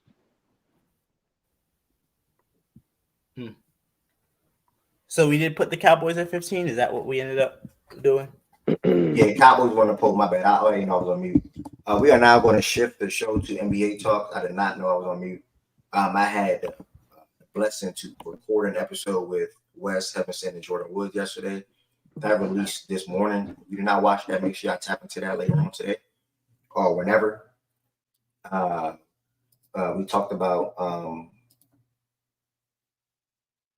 our Eastern Conference and Western Conference Finals and NBA Finals predictions. We talked about our favorite moves of the offseason. We talked about teams that we got taking a leap, whether that's going further in the playoffs, our teams falling off this season, such as winning less games or not having that good of a regular season compared to last year. West's answer for that was the Suns. We talked about contenders and pretenders, and then we also just finally gave our prediction on opening night tonight. For this one coming up, man, I'm just excited, bro. I'm excited, man. Anybody can say whatever they want. There's no necessarily order for this particularly. I just want to say, obviously, we're going to dive into the matchups tonight. Talk about basketball tonight. I want everybody that's on the stage at least to give their predictions as far as who they have making the East Conference Finals and West Conference Finals and their NBA Finals matchup / winner, just to get that on record, to see where everybody head at. And then, depending on how the show is going, we might do our own top 10 to 15 preseason power rankings and then just have some open NBA talks, man. I'm just excited the season is back. And now we're at the point where we don't got to do too much talking. We actually can watch. We can watch and see what's going on and what's taking place. So that what matters. NBA fans, such as Heavenson, who just came up. Anybody that loves to talk about the NBA, National Basketball Association, feel free to come to the stage. I'm going to have a sip of water, and then I'm going to lock right back in. With that being said, flash this on the screen real quick. Don't forget to like, comment, share, and subscribe to this live stream. The show is held every single day, Monday through Friday, 11 a.m. Eastern time. There's 28 likes on this video so far, 60 people in here. If you don't like this video, make sure you like the video. Also, 5+ people subscribed today. Thank you so much if you're still in here watching. If you're in here watching and you're not subscribed to the platform, make sure you hit that subscribe button. I'm on the road to 1,000 subscribers. Greatly appreciate it. There are also 4 different ways you can extend your support for facts and stats. Many of you all did that so far, whether that was last week, whether that was this week, whether that was today. Thank you. You can become a member of the Facts and Stats YouTube community. You also can send super chats, super stickers, and super thanks all throughout the show today. So keep that in mind as well. And all support is greatly appreciated. With that being said, what did I have first? With that being said, I guess we're just going to go ahead and jump straight into the matchup tonight. We got Boston versus the Knicks, and then Lakers versus the Wolves. Jordan Woods, Woods. I said Wilson. I meant Jordan Wilson. I mean, when you think of the all season, real quick, I'm gonna sort of kind of walk you to the episode that we did yesterday just to warm up the room. But when you think about the off season, bro, what were some of your favorite moves of the off season? See, now I gotta remember what happened. Obviously, the Knicks and the Wolves, the Randall and Towns trade. Did we have any other notable? I'm trying to think. DeJounte Murray. DeJounte Murray to the Pelicans. He also made another quote today saying that he finally can play his true position. On the Hawks, he was basically a corner boy on wing. So, yeah. Happy for Lonzo. Obviously, Lonzo coming back. I'm trying to think. Really, I guess I'll go to the Knicks one is going to be interesting, right? Because you trade away Randall. Defensively, that might have a negative effect because you trade away Randall and you lose Hartenstein, and then Mitchell Robinson is hurt. So that big man depth is going to be a huge question mark for them. And a lot of people obviously have them have a really good shot in the East. I'm not necessarily sure because obviously you had the Mikal Bridges trade as well. So, I mean, that's obviously going to be interesting how all of that pans out, how all that works together because I think DiVincenzo is a big loss for them. I mean, in terms of the East, right, I don't think anybody has done anything to really, truly threaten Boston. Now, obviously, the games still have to be played, so we'll see if Boston can still maintain the level that they played last year, but I don't think anybody in the East has really done anything to where we're like, this team truly has a real shot to beat Boston in a series. That's how I feel. At least in the East, that's how I feel. In the West, OKC made the Caruso move, which was huge. Getting Hartenstein is big, even though he's out for a little bit. I think OKC has to be the favorite as of right now. Now in the West is a little bit more competitive. You got Denver, you got Minnesota, you got Dallas. But I don't know if you've asked to pick, but right now I'd probably go OKC and Boston at this moment in time. Oh, you was ready. You was ready to pick. Nah, nobody's typing. That's just how Jordan Mike is. We don't know what the issue is. My mic is bad? No, that's not bad. It's manageable. People can deal with it. I can deal with it. I can't speak for everybody. But Paul George. I forgot Paul George. Yeah. Paul George. Paul George in 2024 is Paul George don't really move me, but shout out to the Sixers for getting PG. But I'm not rolling with that one. Yeah, man. I mean, and again, this is just to warm the room up. I don't want to just jump straight into the matchup. I mean, y'all see us floating on the bottom of the screen and whatnot. But to the episode or what I said yesterday, when I think of my favorite moves of the off season, I think of moves where a team needs a certain position / player, or this player can blossom in a new role or a different role. So I for sure said DeJounte Murray. Obviously, you still have concerns, or I have concerns as far as the fit and what it's going to look like in New Orleans, but he is now going back to what he's best at, and that's being a point guard, that's being a floor general. We've seen some of his best years in San Antonio before he paired up with Trae Young. I think his last year in San Antonio, he might have been, I think he was an all-star, averaging 21, probably 6 and 8 or something like that. That's off the top of my head, but I think he was in that ballpark. So now he came out and said he's back in that full general role where he can make players be better, make guys better on the court. And he's playing with a lot of good perimeter players, or wing players, in Ingram, Zion, CJ, and even Trey Murphy when he comes back. So I like that move personally. I don't know how it's all going to come together yet, but I'm going to be watching a lot of Pelicans games to see how they make it work. What else? I also was a fan of obviously Paul George. That was a move that I had that I predicted that for some time before it happened. I'm like, yeah, he's probably going to end up in Philly. He now goes to being the third option. I think he's not. I don't think he's a better scorer than Maxey right now at this moment. I think Maxey is a true number 2 option for that team alongside Embiid. So I'm a big fan of that move. And then I feel like I said something else yesterday. I just can't remember. I might have said Tyus Jones. I think I said Tyus Jones. So yeah, that's for me when I think about the offseason so far. The Quan, to your message on the screen, bro, I am Pelicans to finish top 4 in the West. That's bold. I'm not gonna lie, that's a good take. That could end up being a good take. I don't have a problem with that. I'm gonna circle through Tez real quick. I'm just trying to warm everybody up. Then we just gonna give our thoughts on the game and then work our way around the show. Period. But Tez, like, think about the offseason. Want me to bring up, bro? What was some of your favorite moves or some of your things, your favorite things that took place? Favorite move. I mean, I guess just like you said, because I think Maxey is the true number 2, and I don't think they had no problems coming and switching things up. So I would probably say PG, just because I know the type of role that he will have, and they're not looking at him to be a number 2. I mean, I think that's my favorite move. I think, yeah, I was just about to say that. Then you just put it on the screen. I think Clay to the Mavs is a low key sneaky good move, just for what he's like just going to be there doing. It's not really too much. You got Luke on the ball, Kyrie on the ball. All you gotta do is go spot up and shoot. He'll get a lot of open looks dealing with Luka and Kyrie. So I think that's kind of probably my second. And that's really about it for the offseason, bro. I mean, it wasn't really too crazy of moves. Like, why did this Bray? We was looking for you the other day, Bray. You came up. We were like, where Bray been at? Good to see you in here. And I just heard you, Ted. But why is Sly like that with LeBron or anything that's related to Bron? Like, all cap Bronny played basketball tonight. Come on, Sly. Like, that's borderline goofy, bro. Like, why you act like that to the James, man? I don't understand.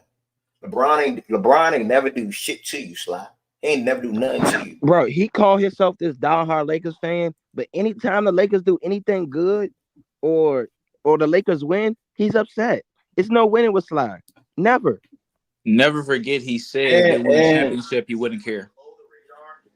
And I know at first, people probably weren't rocking with it, but I'm actually not like just against the Julius Randle move either, too. Because I feel like it could make them play a certain play style that they couldn't.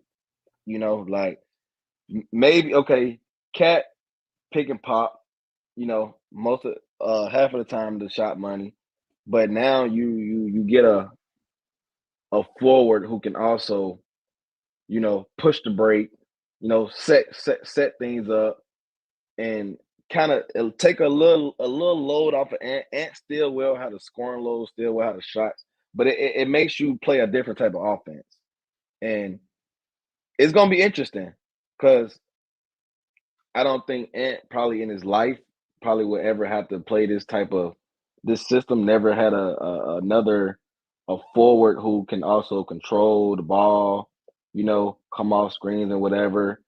And I think it just makes them play a certain type of offense that they maybe not used to. So I think that'll be interesting to see how they implement that. But I'm not really too low. I'm not really low on that move like how everybody else was.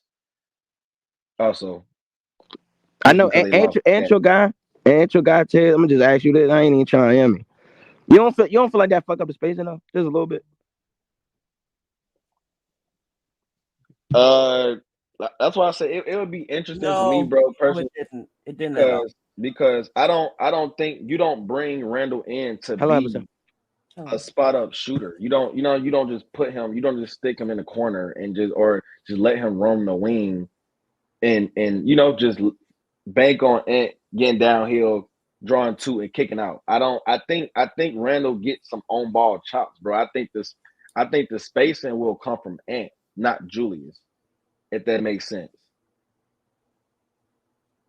Are you following what Julius I'm is saying? definitely better on ball than Cat was. Okay, I was Like, just he's because definitely like I meant to actually text you about that Yeah, shit. I'm just I get you, bro. It just like I Yeah. said in my statement, it just it makes them the offense do change up. I'm with everybody on that. You will have to play a different type of offense that they're probably not used to, and Ant probably not used to. So, game one tonight, you got a whole week, and it's not gonna.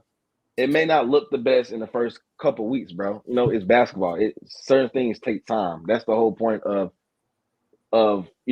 coaching and all that things and et cetera, and what you can implement into certain teams and certain offenses.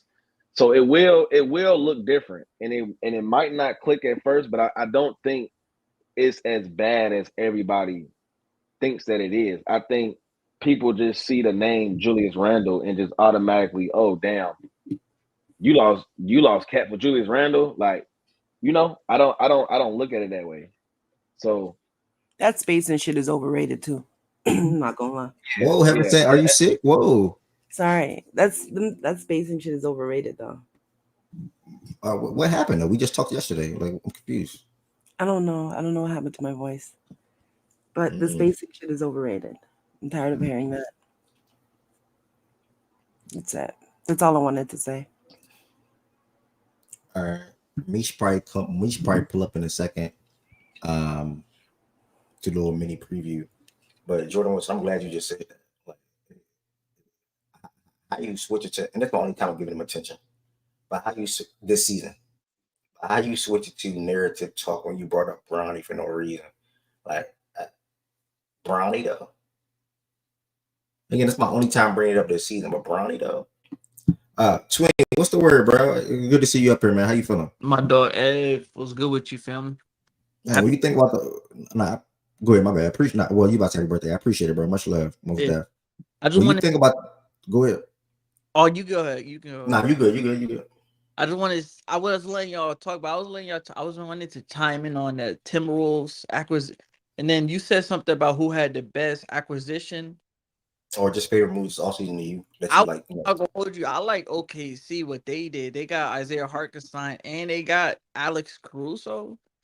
They made Dort expendable. You could do another trade. Like, I think they probably had the best offseason. I know it's not a big name. Like, it's not a Paul George going to Philly. It's not like DeJounte Murray going to New Orleans. Like, it's not a star coveted deal. Julius Randle, Cat, you feel me? But that's probably the best acquisition, I would probably say. And the next thing you said about the T-Wolves and about their spacing and Cat and Randall about that, I'm not gonna hold you. I like DiVincenzo helping and like you make Mike Conley like you don't have to play him as much because he is getting older.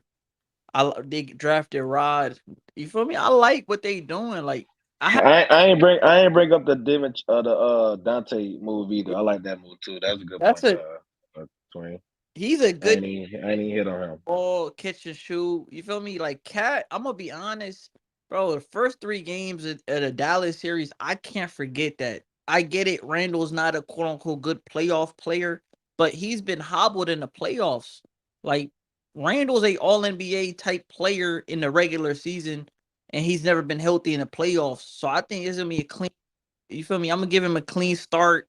Let him hoop. You feel me? I like the trade. You feel me? I like what's going on with the Timberwolves though. This game against the Lakers, that's gonna be a good one. You feel me? I probably got the T-Wolves winning out though. Okay, I'm trying to fill the room out. I'm trying to fill the room out. I feel like it's a little too slow right now. I feel like I need to get a little live, and I need to be a little more live. So me being doing this for so long, I'm gonna switch to playback. I think more people will come to the stage for one. Let me type this NBA opening night. Oops, opening night. NBA opening night. More. All right.